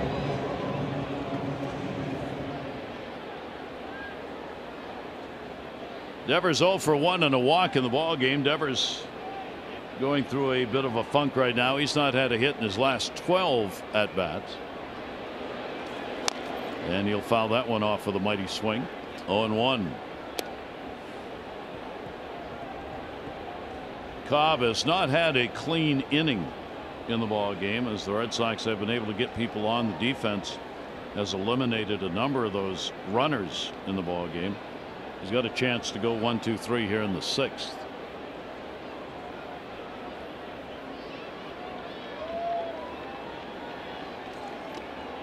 That'll be down low. 1 ball, 1 strike count. That was a changeup right there, and I don't know that he's thrown one for a strike, or at least one to entice a swing. And that's really what that split finger's designed for. Either some weak contact or a swing through pitch. That is in there for a strike. Caught him in the middle on that one. Take a look at the Cobb delivery here. You can add a little deception, a little pause freeze at the top, and slow glide down the mound. And that quick arm speed makes it difficult at times.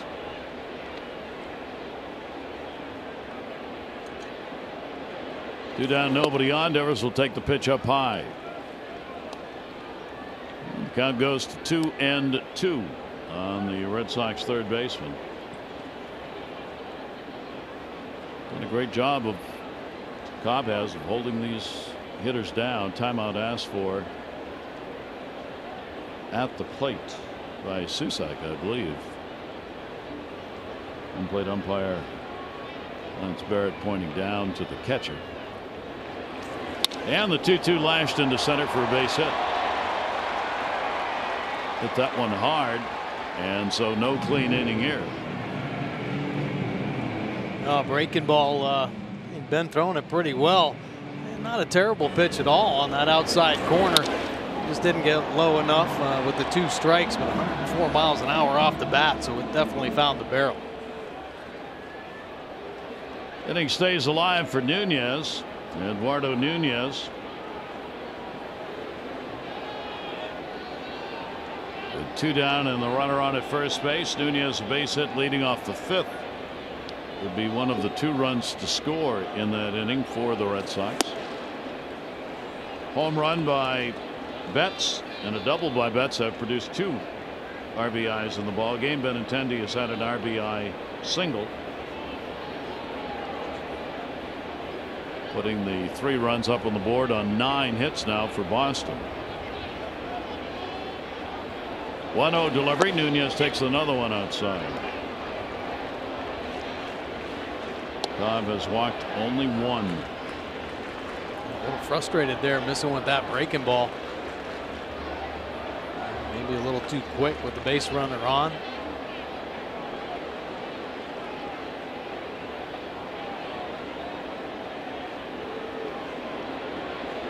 Nunez waiting on it, 2-0. That's going to be fouled back. So Cobb gets a strike on him off the foul ball for Nunez this season against the Orioles. He's picked up 3 for 6 with a home run and 3 RBIs. So pretty good production for the limited time he had in the first 4 games these teams played.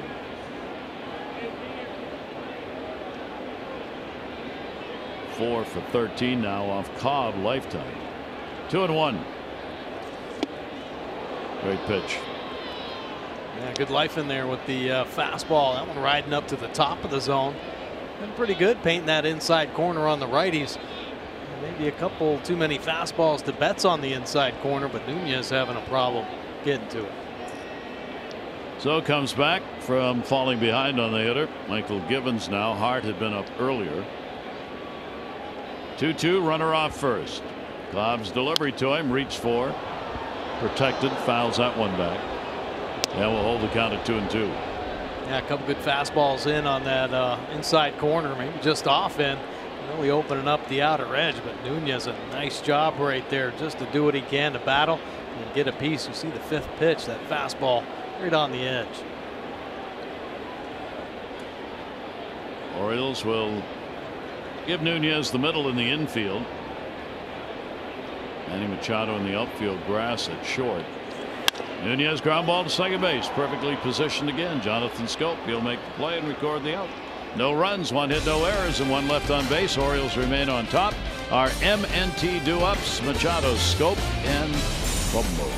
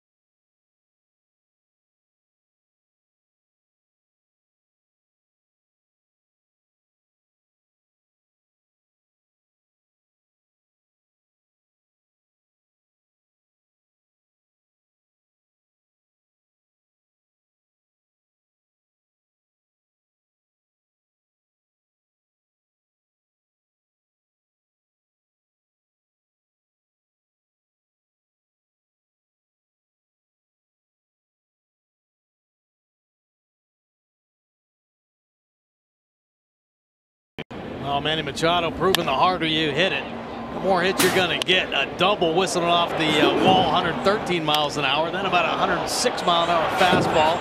And this base hit here to drive it to 109 miles an hour off Manny's bat. He is squaring everything up. And you can hurry to your local Ford dealers for great savings on cars, trucks, and SUVs. Manny has 18 multi-hit games. He is now tied with J.D. Martinez for second. Mookie Betts, who's had a multi-hit game, has 20. So Manny Machado a couple behind Betts in that department. Manny will take the knuckleballer's delivery outside for a ball, and he has 4 3-hit games on the season. Right, a very crisp 1, 2, 3, 6th inning. We're in the 7th now, and that one's going to be fouled first base side and out of play.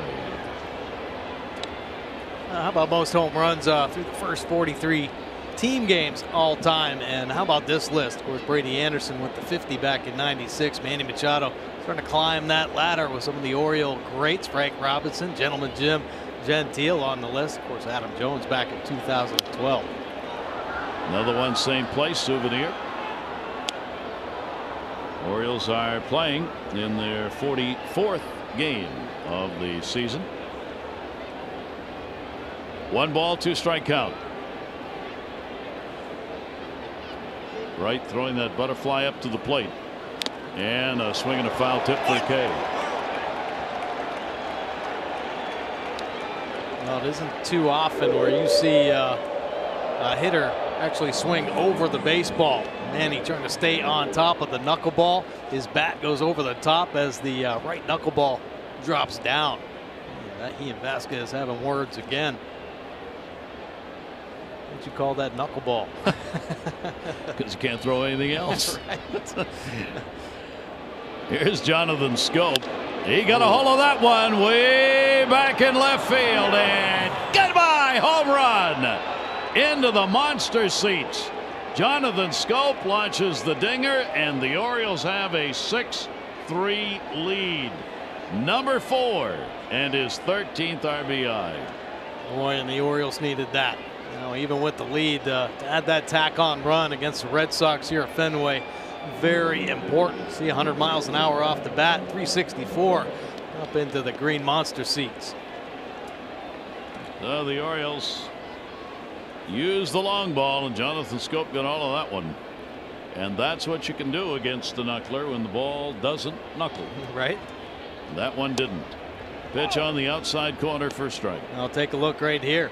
A floating knuckleball, and it is up and in. There you go. Stopping it right on the barrel. A majestic home run here at Fenway. Jonathan Scope has had 7 home runs in his young career against Boston, and 5 of the 7 have been hit here at Fenway. And the Orioles back up by 3, hit number 8 for the O's in the ball game, coming with 1 down in the 7th inning. Wright's delivery lashed foul down the first base side by Mark Trumbo.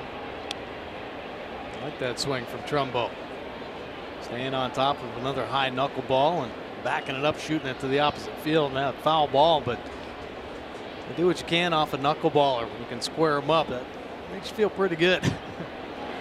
Goes after that one.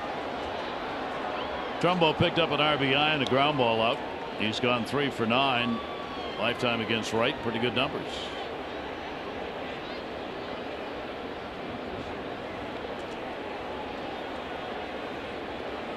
Oh, 2 the count on Trumbo.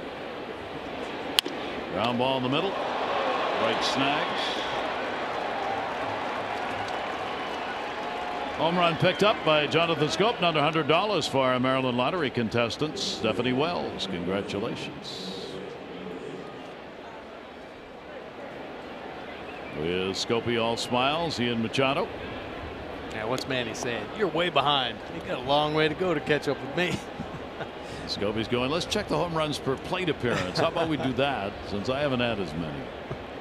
I yanked that. Look at me. Look at me. Whoa. Stayed in. Here's Chris Davis. Davis will take it away for a ball. Chris, a double and a run scored. He started the big 4th inning. Orioles got 4 runs, 4 hits against Drew Pomerantz, who surrendered 5 runs, 7 hits over 4 innings. That one was up and in and fouled off. 1 ball, 1 strike count on Chris.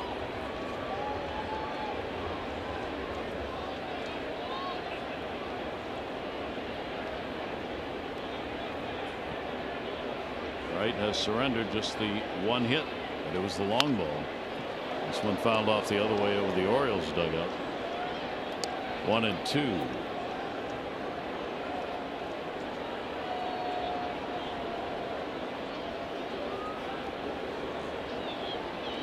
Davis had a real nice swing in the second at bat there, hitting that double.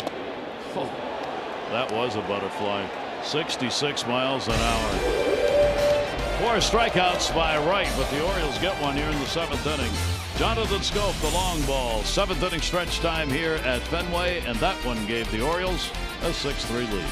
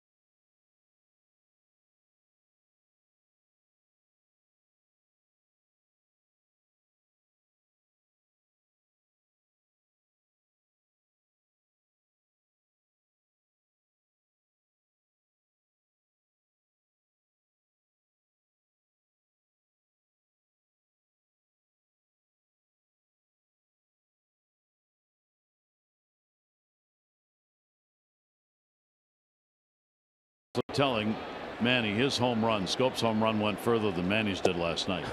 He kept making that point all the way out into the field. I hit it further. Yeah, but I got more. Yeah, but I hit it further. And on they go. One strikeout on Brock Holt, who is pinch hitting. Holt in for Jackie Bradley Jr. and swing and a miss. Cobb has gone the distance for the Orioles. Bottom half of the 7th inning. 3 runs on 9 hits surrendered. He has walked 1 and struck out 2 and been in charge here in the ballgame. Holt ended up with an 0 for 4 in the game last night. He made the start at second base.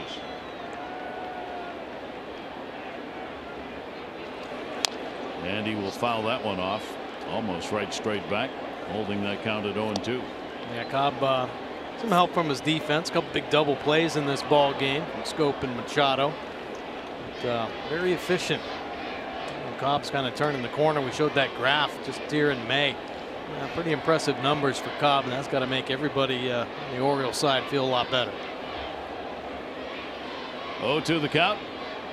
Brock Holt takes it, and he's gone and knew it even before the umpire said it. 3rd strikeout for Cobb. I think Holt maybe looking for something else here. Down and in as to where he's targeting, but this breaking ball staying in the middle of the plate. 2 strikes. Expect maybe a little bit of a battle. That type of pitch. Foul it off. But no.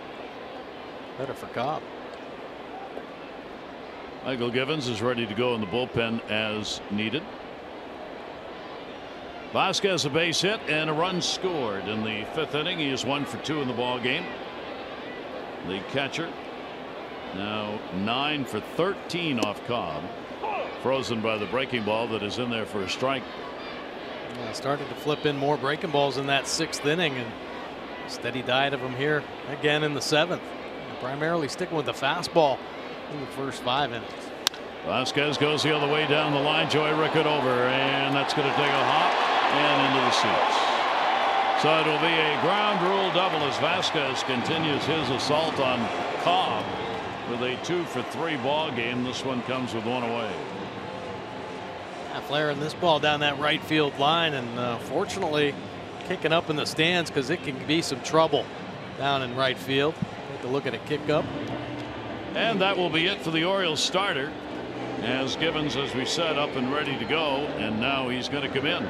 But an outstanding job done by Cobb, and he leaves up by 3 and a chance to win his first as an Oriole.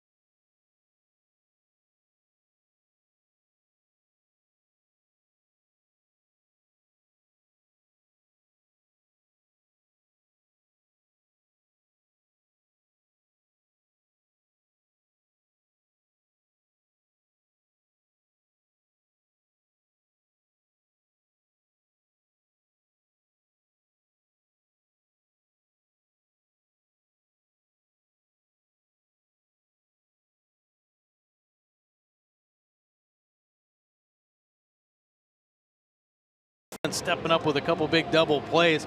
Only 3 runs on the board for Cobb. 93 pitches thrown, and he'll give way to Michael Givens. 19th appearance with that 3.22 earned run average. 28 Ks in 22 innings of work. And Mookie Betts will take the pitch for a strike. Take a look at the rest of Givens' numbers this season, holding the opponents to that .215 batting average, really controlling the lefties this year to 182 clip. Betts with a runner on at second base, 0-1 count. Betts has already had a double, a homer, and another double. 2 RBIs. Betts will chop that foul, and Givens will get ahead of him 0-2. So back to the top of the order, and Michael Givens on to try and make sure there is no big rally, and Cobb will stay over there watching, see how the inning finishes up.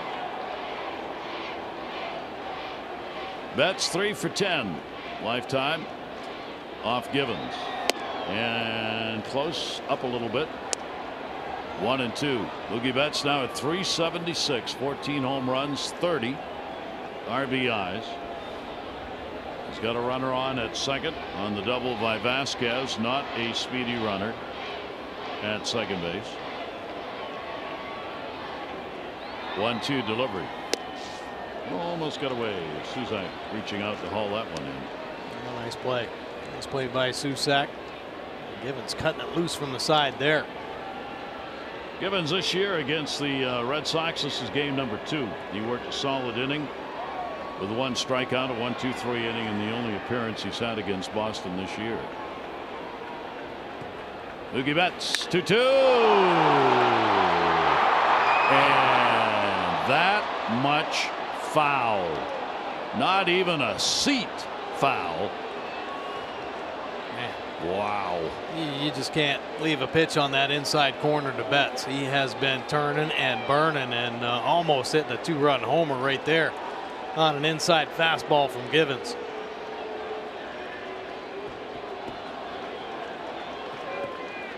Two ball, 2 strike count. Had the fans on their feet for a moment. Runner off second base. Betts will foul that one back. Another big cut by Mookie Betts. Good fastball from Givens, 96 miles an hour. Real tough on the hitters, turning the back. And here comes the noise. Bob watching.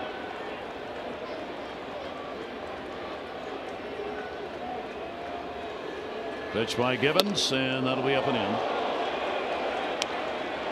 Among the other things that Betts leads in, he's got the best home average in the American League. Came in hitting .424, and he has added to that number tonight with the 3 for 3 game. Betts had 3 hits last night. So 7 times on the year now Mookie Betts has had a 3-hit ball game.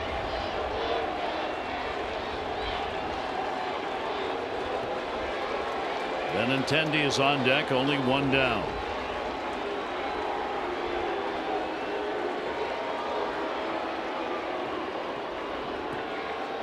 Three ball, 2 strike delivery. That's foul back. We'll do it again. A real good pitch from Givens, though. Good heater down and away. Want to stay out there on Betts. Boy, he is covering pitches on the plate on that inside corner.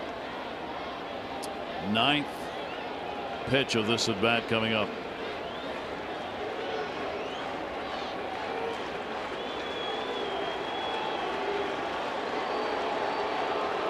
Givens the long wait. Timeout asked for. Givens stepped off anyway.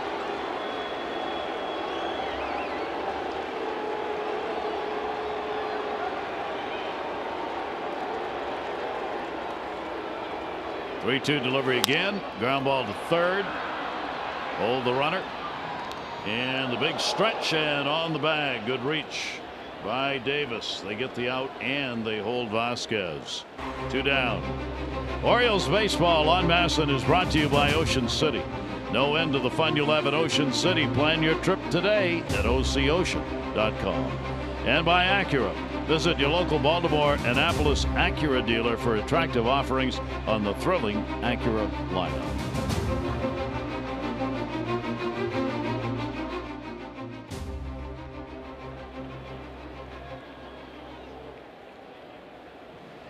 Cobb can relax a little bit over there, a little bit. Anytime you get Betts out, you take a deep breath. Yeah, no kidding. Just missing a home run by a couple feet.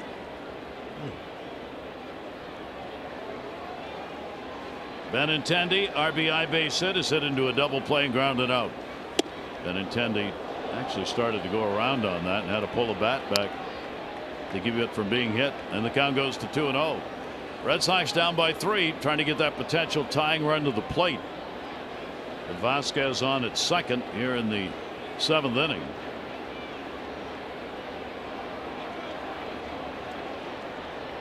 (2-0). So Givens falls behind 3-0. You got Ramirez waiting on deck. Yeah, don't want that. Back into attack mode here in Benintendi.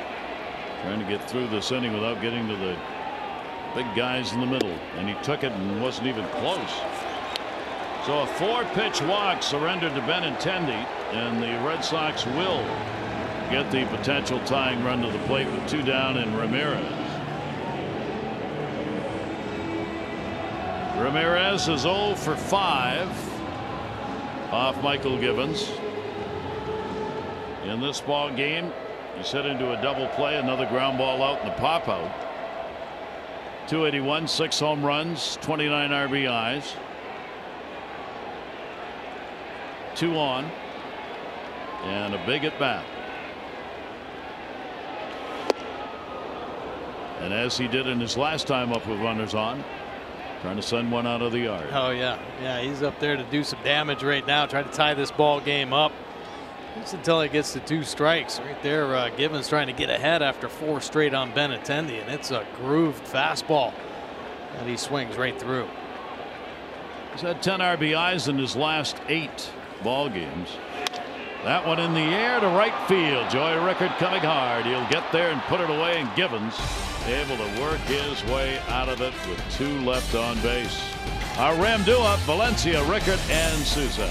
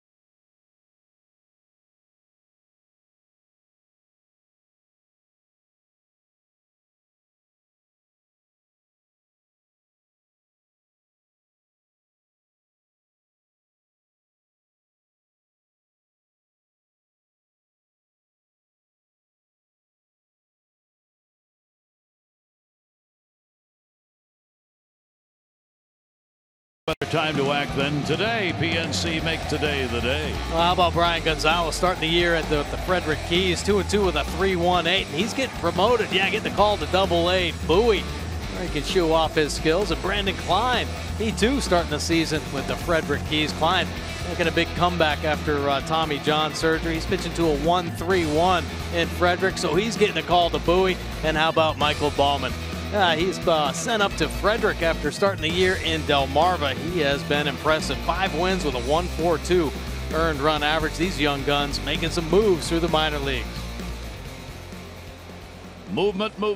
That time of the year where players who've done well get a chance to see if they can do it at another level. And perhaps part of the rebuilding process for the Orioles. 6-3 lead. Right, the knuckleballer delivers. That one will go all the way back.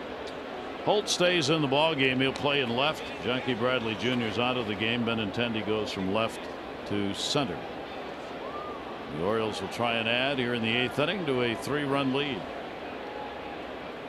Danny Valencia puts one up in the air.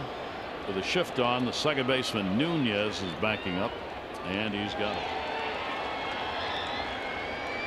So Valencia 1 for 3 and a walk in the ball game.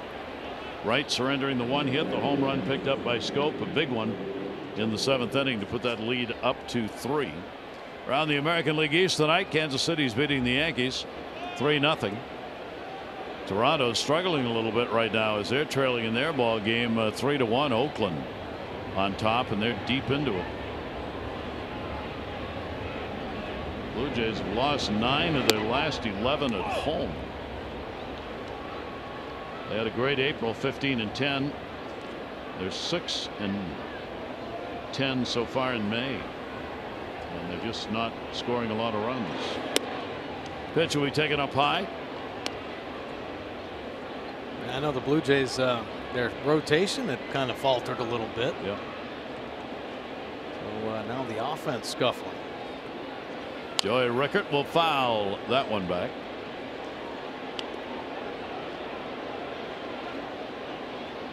Looking for his first hit in this 2-game set. 0 for 6 for Joey. Pomeranz, Red Sox starter, still on the line for the loss. 5 runs, 7 hits, 4 innings. Rickert punches that one foul. Off the knuckler, shaking his head. And a 1-ball, 2-strike count. Man, you know the Red Sox happy to get right back. He can just throw and throw and throw, and right now he's throwing strikes with the knuckleball. I'd be surprised he moves back into the rotation. 1-2 delivery will be missed outside. Did you feel like a knuckleballer threw you off for a game or two after you faced? No, not really. I just think that game approach you take against a knuckleballer, it's unique. So you try to make an adjustment, whether it be seeing the ball up and then you just file it away. You know, I think you take that backyard approach against some knuckleballers. Yeah. And I said all along, when I'm commissioner, I'm going to ban that knuckleball pitcher because I just don't think it's right. Why do I think you didn't have a good average against knuckleballers? Just a guess. Just a guess. Count goes to 2-2. Well, catchers would be on your side. Yeah. Wright's delivery put him in the air to left field. Pretty good wood. Back. And right off the top of the wall. He'll go into second base with a stand-up double as that had some altitude on it. Rickert just missed the home run. Played well by Holt, but had plenty of time to get to second base. Yeah, typically you'll see the outfielder come bouncing back off the wall if he thinks it's going to hit. But it had some height on it, and it came almost straight down on the green monster. Yeah, some hang time. You see Holt out left field, and he just comes off about a foot and actually catches the ball careening down off the green monster. Rickert picking up a double. No Fenway single on that one. So the Orioles a chance to add to the lead. Catcher Susak will take the pitch for a strike. Andrew Susak 0 for 3 in the ball game. Fly ball pop up and a strikeout in this one. Susak has had an opportunity to get an RBI, his first one since joining the ball club yesterday. Another chance here. That'll go to second. Nunez. Runner moves up third base and 2 down. This copyrighted telecast presented by authority of the Orioles may not be reproduced or retransmitted in any form, and the accounts and descriptions of this game may not be disseminated without the express written consent of the Orioles. So a runner at third with 2 away, and Trey Mancini. Couple of walks, a run scored. 0 for 2 officially at the plate. Ground ball into the shift. Nunez again. He's got a magnet for him. And the Orioles retired. No runs, 1 hit, no errors, 1 left on base. We go to the bottom of the 8th with the Orioles up 6-3.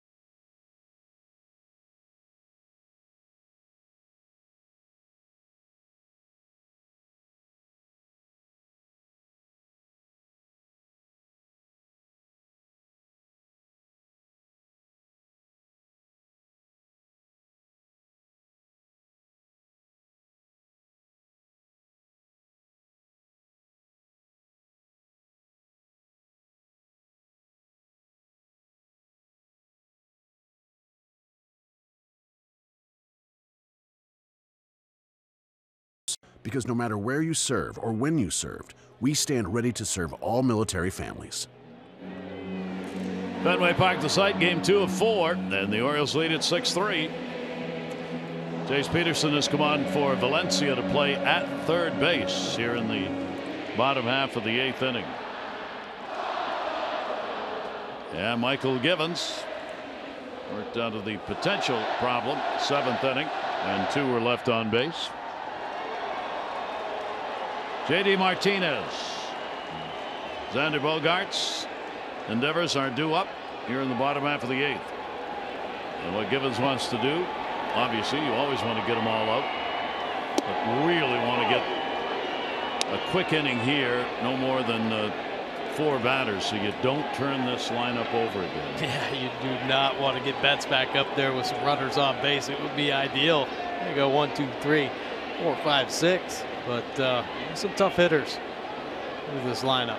343 for Martinez as he stands in, takes the strike away. He has questioned a couple of calls in the game. He's had a double, grounded out, flied out. Richard Blyer up in the bullpen, the left-hander. 6-game hit streak now for J.D. Martinez. The big 13 home runs, 38 RBIs. Michael Givens' delivery to him, and he could not hold up, and he is gone. Givens gets a big strikeout. Nice work there by Michael Givens. Some pain on the outside corner, then bringing some noise up and in. How about that ball riding to the top of the zone? The best hitters in the game can't hold up on the Givens cheese. We'll bring Bogaerts up. Bogaerts a 1 for 7 lifetime off Givens.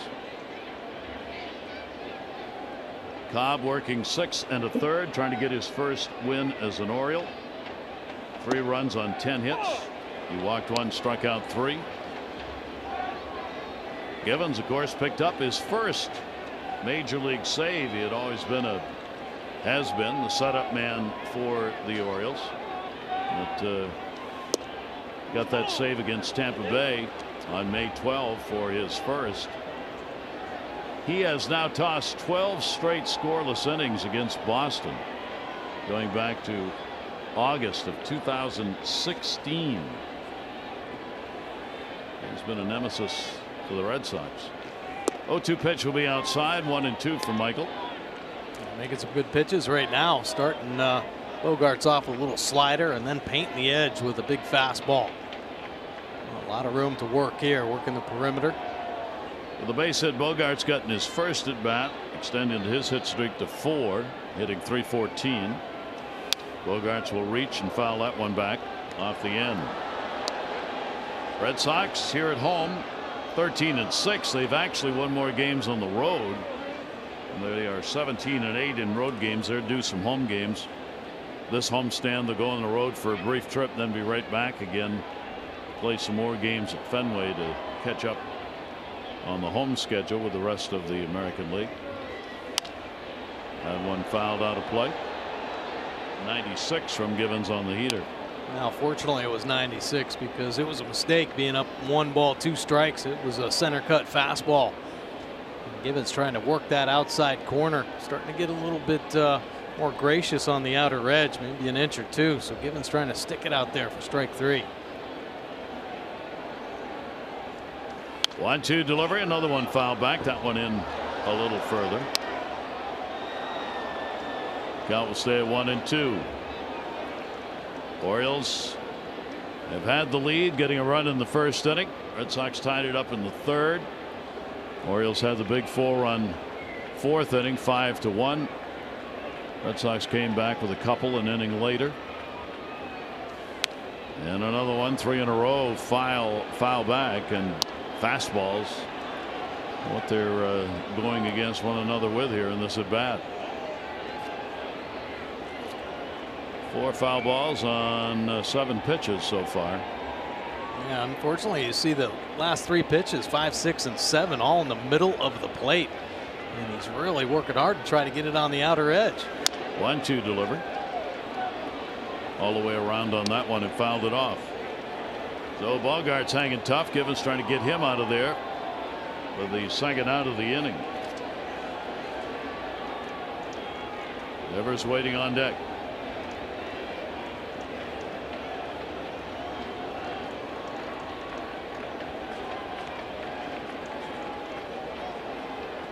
Trying the 1-2 again. That one curving to the seats. Trey Mancini over, may have room. Does. Dropped it, and it's a fair ball. And into second base. With one away goes Bogaerts. Originally, that looked like it was going to make the seats. Yeah, it gets pushed back up there at the stadium. Look at that little foul ball. I mean, there's only like 2 or 3. A foul ball room down there. Gitman's upset. That was an out for sure. And the ball gets pushed back into fair territory. It will be an error charged on Mancini, and it will also take Gibbons out of the game to get a lefty-lefty matchup after this way.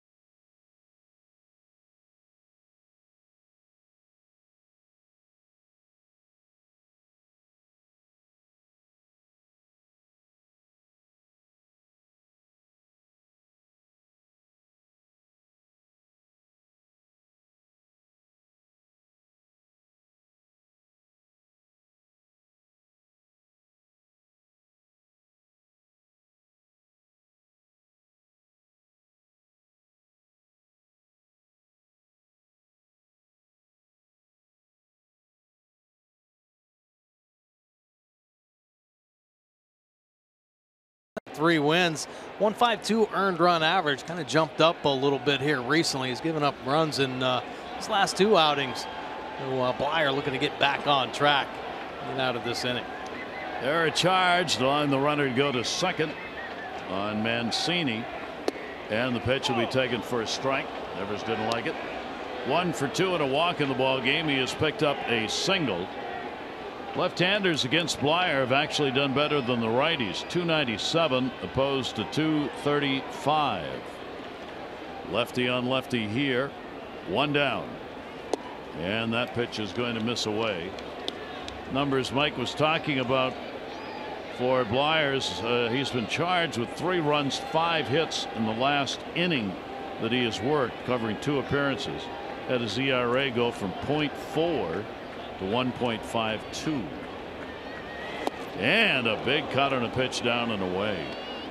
Wow. Corkscrewed himself into the ground on that one. A beautiful pitch here. A little cutter getting on the side of the baseball. Locates that pitch so well. Pushing it away from the lefty. He'll bury it down and in on the righties, as you see Brock out in the Oriole bullpen. 1 ball, 2 strike delivery, and that's going to go to the second baseman, Jonathan Scope.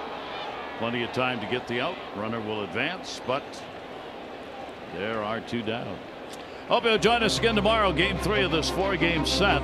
Our coverage on MASN 2 will begin at 6:30 with those extra presented by Ford. Game coverage will be at 7.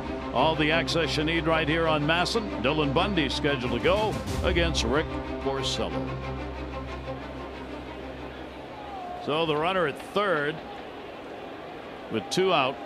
And Blyer will work to Nunez, who has a base hit and a run scored. Eduardo Nunez 1 for 3 in the ball game. Nunez will chop that one foul. Nunez has not faced Blyer before.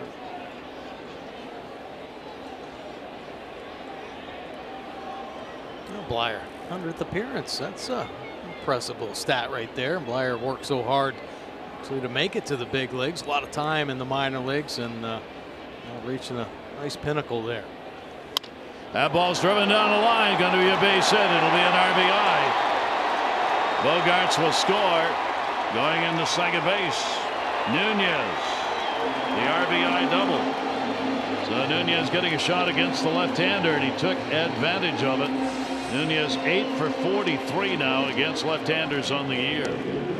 And the error proving costly right there. Red Sox getting a little bit closer. Not a bad pitch in off the plate. But Nunez able to get the bat head to it. Look at it hook down that left field line. Easily scoring Bogarts. So a 6-4 game, and again the Red Sox get the potential tying run to the plate. And Brock Holt, second at bat, came on to pinch hit, struck out in the 7th inning, then stayed in the ballgame to play in the outfield. And now Holt, another left-hander. He is 3 for 7 off lefties, the only chances he's had this year. Blyer's delivery to him. Holt will take it inside. 2-0. A lot of runners in this ball game. 3 for 10, 3 for 12. Both teams with opportunities. Nunez, pretty good speed at second. Fouled off. So you will get a 2-1 count on Brock Holt.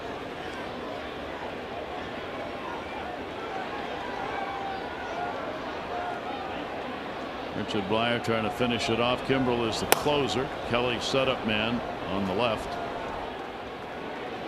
2-1 delivery. Chopper to the middle. Going to be a tough play. Scope able to get the big throw, but not in time. Everything he could on that one, but an infield hit picked up by Holt. Wow, what a play by Jonathan Scope. But how about Holt flying down the line, sniffing that base hit?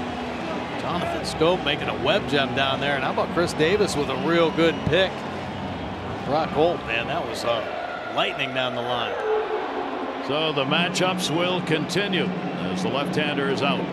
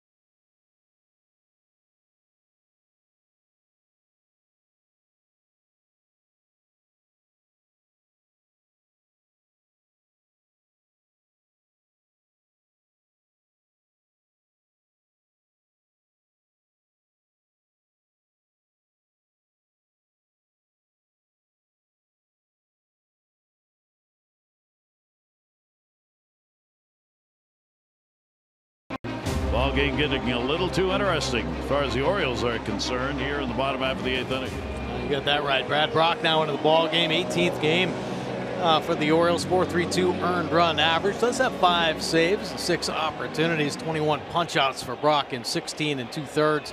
Opponent's hitting .275. The righty is just .211, but the lefty's up to .355. That's why Moreland in this ball game right now. So Moreland, who we have not seen here in the first 2, has runners on at first and third.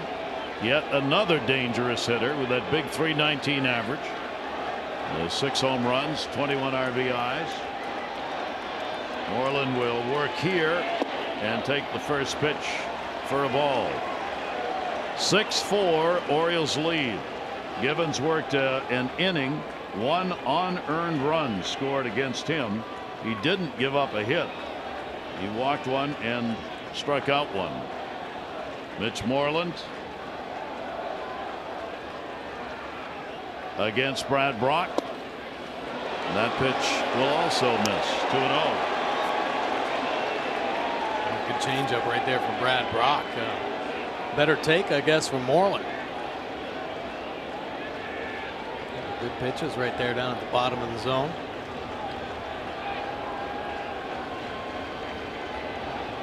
Moreland a 1 for 8 lifetime off Brock. Runners on first and third. Moreland fouls it back. A super big cut. Yeah, he's looking to do one thing right there. 94-mile-an-hour fastball. Backlegging it. Some pretty good numbers there. Runners in scoring position at .357 batting average. He has been hot last 10 games, hitting .385 with 4 home runs. 9th in the league in average coming into this ball game. Runners off first and third. Orioles in a shift. Moreland takes it. Got the box behind by Susac. 3-1.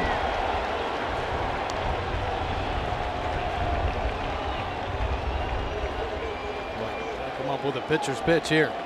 Brad Brock making his first appearance against the Red Sox this year. See Scope way out there in right field. And you got the leadoff man, Betts, waiting on deck. 3-1 delivery. Moreland takes it. It's a strike on the inside corner. No argument on that one. And the count 3-2. There you go. Nice pitch by Brad Brock. Crossfire and cutting across that inner third. Strike 2. Well, here's a gigantic pitch. 3-2, 2 down, 2 on. And the Orioles up by 2. Moreland will foul it back and out of play.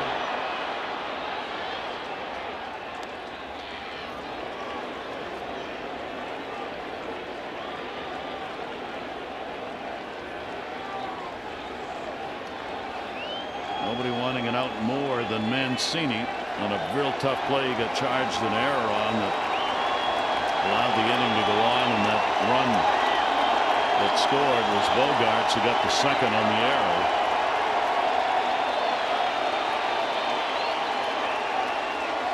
Three-2 delivery coming again. Moreland waiting. Moreland will fight another one off. Some tough pitches out there on the outside corner. Moreland just reaching out. They keep this AB going. They locked him up on strike 2 with a fastball on that inner third. Moreland has gone 4 for 8 against the Orioles this year.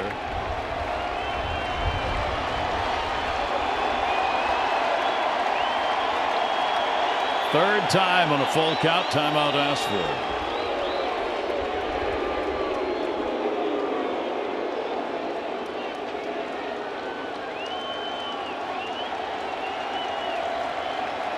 Three-two, and he walked him, and they're loaded for Betts.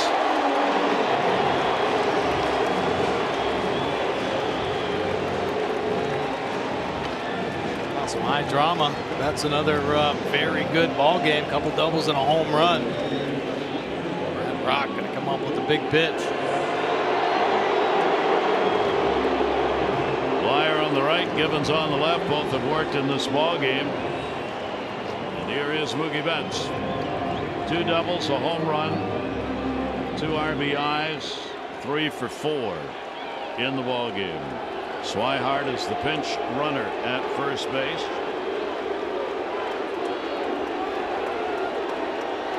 We are in the bottom of the 8th inning. Brock's delivery. That takes it. It is a strike.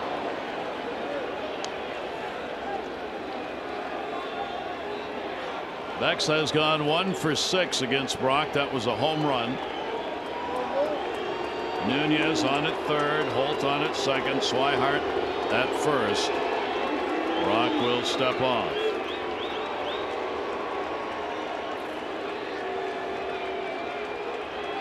facing the league's leading hitter in a bases loaded situation.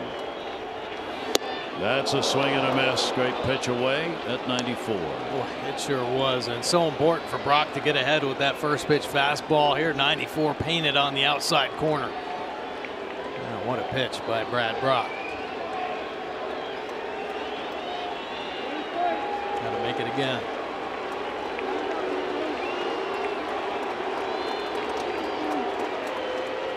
Betts will take it up high.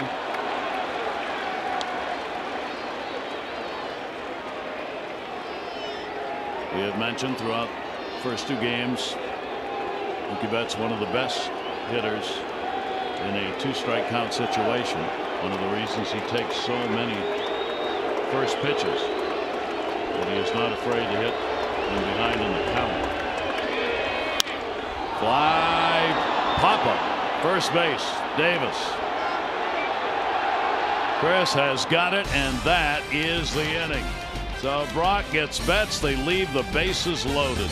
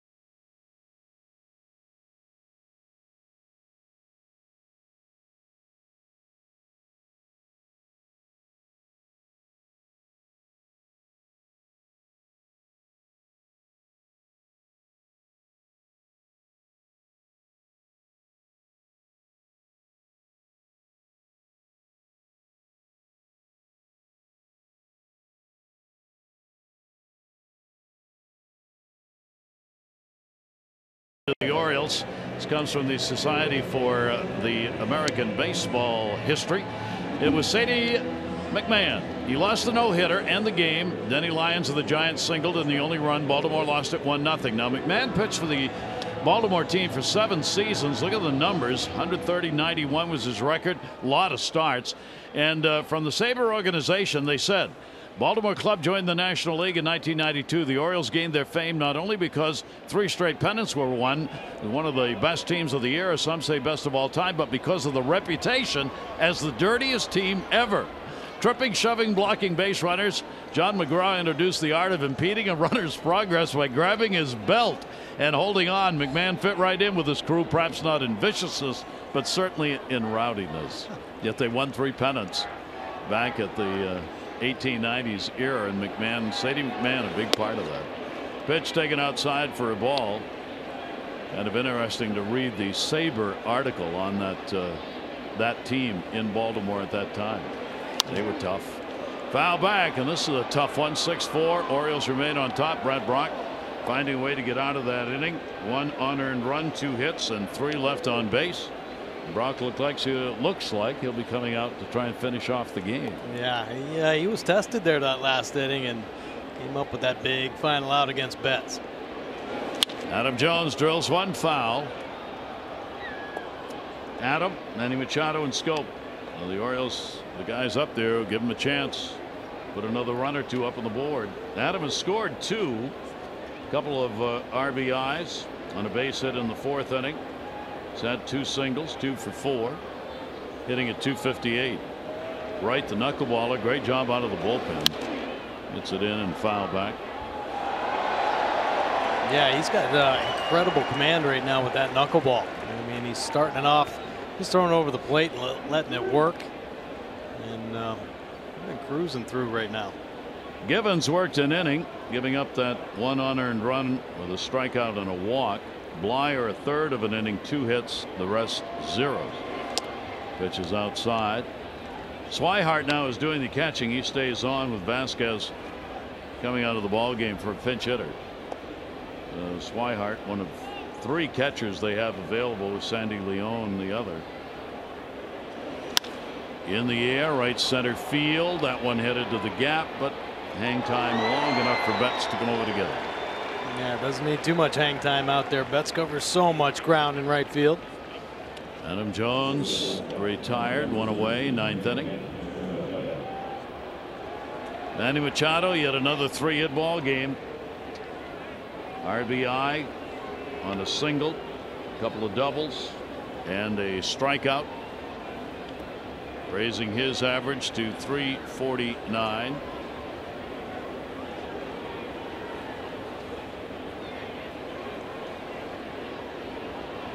Shift in the infield, and the strike on the outside corner. Keith Embry in the bullpen for the Red Sox.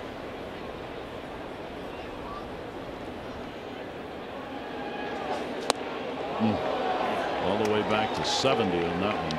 That was some nasty movement too. I mean, that ball, it didn't have any spin on it. Watch it float away from Machado. Better than any slider you're going to see in the game. Struck him out the first time, strikes him out the second time. It gets us a little scary when a pitcher can kind of locate, and staying on that outer third to Machado with that kind of movement. A pretty good group of pitches there with a knuckleball. He's got 5 strikeouts in the game. Starter still could lose this ball game. Drew Pomerantz lasted only 4 innings.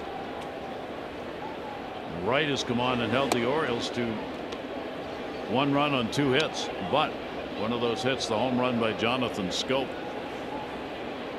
number 4 in the year, came in the 7th inning. 1-0 delivery to him. He'll take that strike on the outside corner. Red Sox will have Benintendi, Ramirez, Martinez due up in the bottom half of the 9th inning. Scope takes the pitch away this time. Jonathan apparently really likes hitting against Wright. 5 hits, 12 at bats, 3 home runs.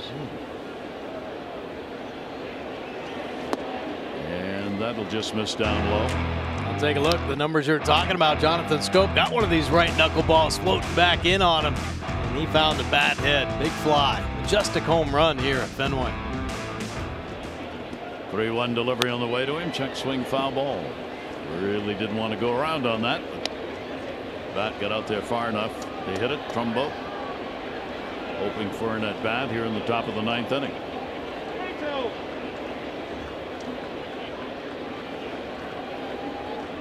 Here's the full count delivery on the way, and that one's up and in.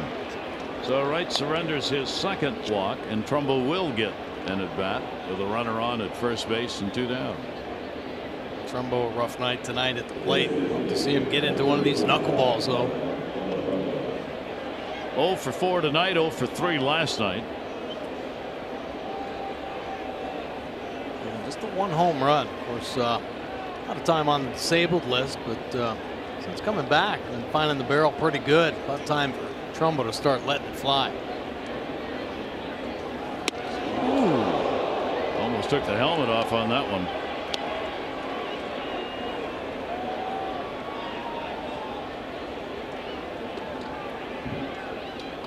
Take a look right here. Ball getting away from him. A brush back pitch with a knuckleball.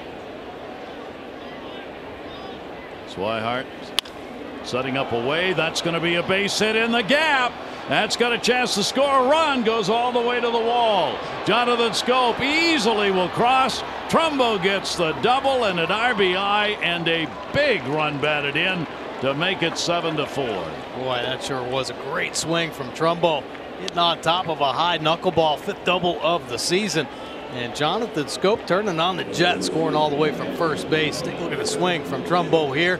Here's the elevated knuckleball, the bat staying flat through the zone, squaring it up, and it gets out there in a hurry. Yeah, center fielder's got to come over to get it, and Jonathan Scope going to score a pretty important run right there. And Alex Cora is on his way out to make the pitching change with Embry ready to go.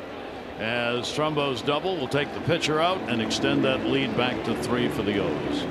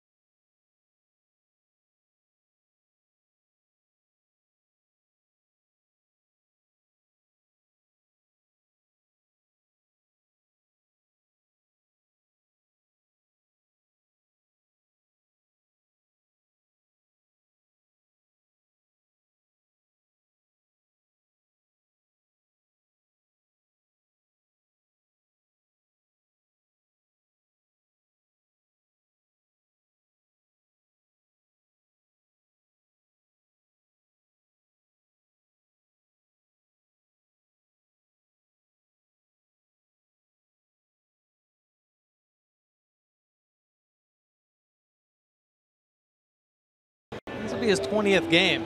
Hard throwing right-hander. He's got a power fastball, mid-90s, slider to go along with it. Occasional curveball get flipped in there. This year, opponents hitting 288. And lefties way up to 308. He's given up 3 long balls as well. Trumbo out there at second base in scoring position. Davis looking to pick him up. With a big RBI, the Orioles have been able to pick up big runs here late in the ball game.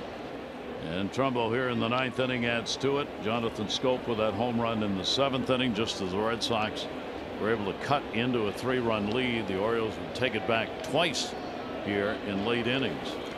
And now we'll try and add another. Trumbo gets a big lead. Red Sox recognizing that move their shortstop Bogaerts over. Bogaerts in the shift will try and hold the runner, and Chris Davis will take a strike. 2 down, top of the 9th. Against Embry, Davis has a 1 for 5 in his career. Trumbo walking that lead off. 0-1 delivery on the way to Davis. Will be under his feet. Good block made. Swihart holds the runner. Bogaerts out there at second base. He's a little in between. Should he hold Trumbo or back up and defend a little bit? As a shortstop, you definitely don't want to let that runner out there. This is an important run. Get an extra step or 2. I mean, it could come down to inches with a play at the plate. Big walk to Scope. With 2 down, that's the run the Orioles have put up on the board here in the 9th inning. 1 ball, 1 strike count. And Davis on the foul tip. It's yet another of the situations with all of these shifts on that creates defensive problems because they're unusual situations. What Mike's talking about, holding that runner at second base with a shortstop on the other side of the bag. What are we doing here? Yeah. And Bogaerts has kind of gone one way and then the other. Trumbo's challenging him because Trumbo's taking a big lead. He sure is. He's way out there. And Embry has shown no desire to step off or throw the ball back. Davis will take the pitch, and that's a strike. So Embry comes on and gets the strikeout. We go to the bottom half of the 9th inning. Orioles had a big run here in the top half. They're up 7-4.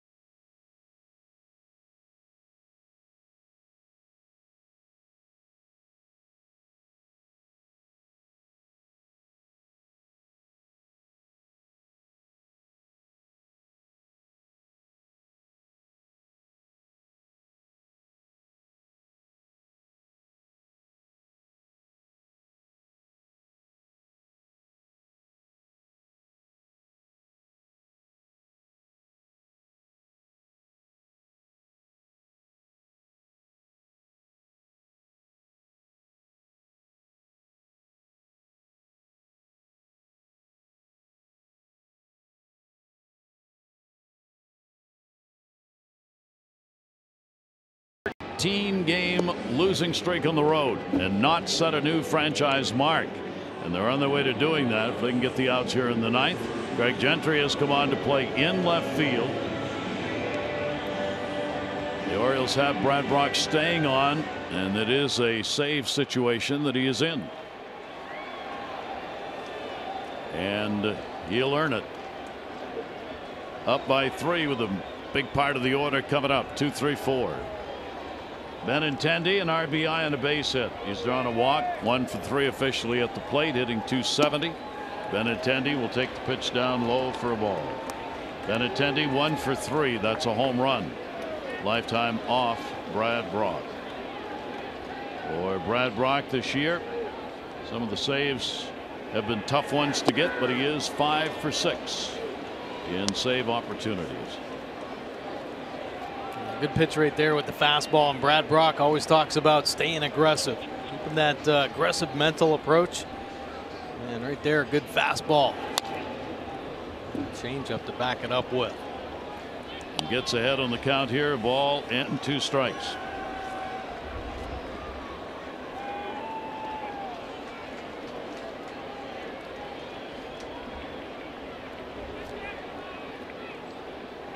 Brock 4 for 5 lifetime against the Red Sox in save opportunities. 1-2 delivery, a chopper, scope. Over to Davis, and one of the 3 the Orioles need for the double. Good pitch right there, hard fastball riding in on the hands. Jam ground ball to Jonathan Scope for out number 1.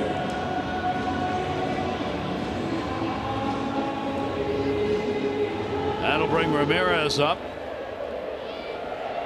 3-run lead, keeping that runner off base allows for the power bats where a home run's not going to get it done, and that one will be fouled back. Ramirez has had the 0 for in the ball game, 0 for 4, so his last chance to extend a 5-game hitting streak. A couple of hits in the ball game last night, went 2 for 4. Yeah, he came up at one of the biggest points in this ball game back in the 5th inning, and Cobb got him to roll over into 4-6-3. Check swing, that will stay foul. Ramirez has not had a hit against Brad Brock. He is 0 for 8. Didn't want to go after that last pitch to get himself down in the count 0-2. Early plays defensively for the Orioles really stand out as well in this ball game. Big double play first inning. Benintendi pop up to second. Betts got too far off second base and was doubled up. He had a leadoff double to start the first inning. That one in the air. That is deep towards the gap, but there's room, and it'll be hauled in. Gentry going over to get it, and there are 2 down. There you go. You like it. Brad Brock staying aggressive. A couple quick outs right there. Ramirez heart wasn't in a couple of those swings. I think that one off the label a little bit. To left field.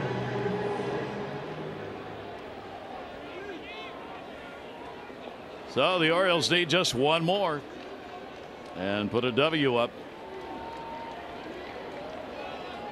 J.D. Martinez 1 for 4 in the ball game, a double back in the 4th inning, which will be taken away for a ball. Red Sox in this game 4 for 12, runners in scoring position, 9 left on base. Orioles 3 for 13, 8 left on base. So the pitchers in this game have worked a lot of pressure situations for both teams. Yeah, a lot of base runners.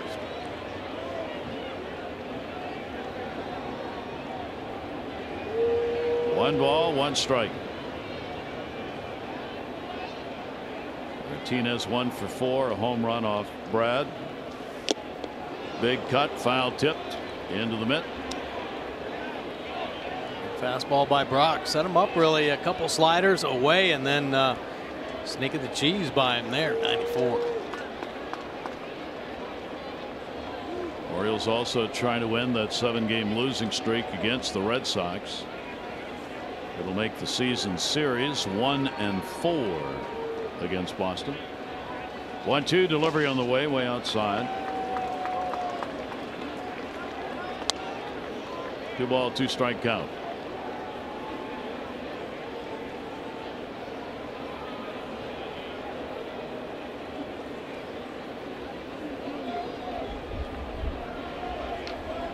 Brad Brock coming with the 2-2 delivery, and that'll be down low. Bogarts is on deck if the inning continues. 34,935, 3-4, 935. The announced attendance here at Fenway tonight for game 2. 3-2 delivery. Martinez the other way. That's going to be a base hit. Chased into the corner. Joey Rickett around the wall. Outstanding pickup. Bobbled. But it was going to be a double anyway, and gets it back in. So Martinez on with a 2-bagger. His second hit, 2 for 5. Just always targeting right field. This ball smoked down the right field line, and it's going to be trouble. Rickard over there, though, he stops it before it gets hung up underneath, just blocking it like a goalie, keeping it in front of him. When it gets rolling around in right field, my goodness, it can roll forever. And it's so hard because you saw the gap between the field and the padding there, so the ball's it's enough room to get under there and scoot. Yeah. So a great job by Rickard to block it. Here's Xander Bogaerts again, making that run scored in the top of the 9th inning look that much more important. Bogaerts a base hit and a walk. He's reached those 2 times. Otherwise, flied out, grounded out. He'll take the pitch for a strike. Bogaerts is 4 for 11 off Brad Brock, including a home run. There are those numbers we were talking about. All these runners on base. Xander Bogaerts needs to get on to keep it going. Brad Brock 0-1. Chased one away. Down to their final strike to work with.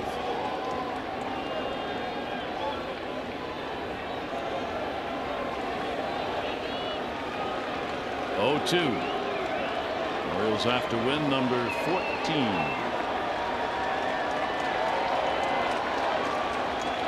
Oh, 2 delivery by Brock and up.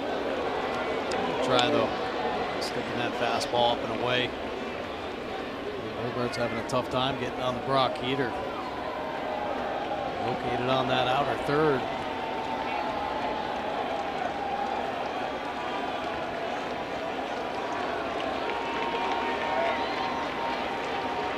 Runner off second base, 1-2. And a timeout asked for.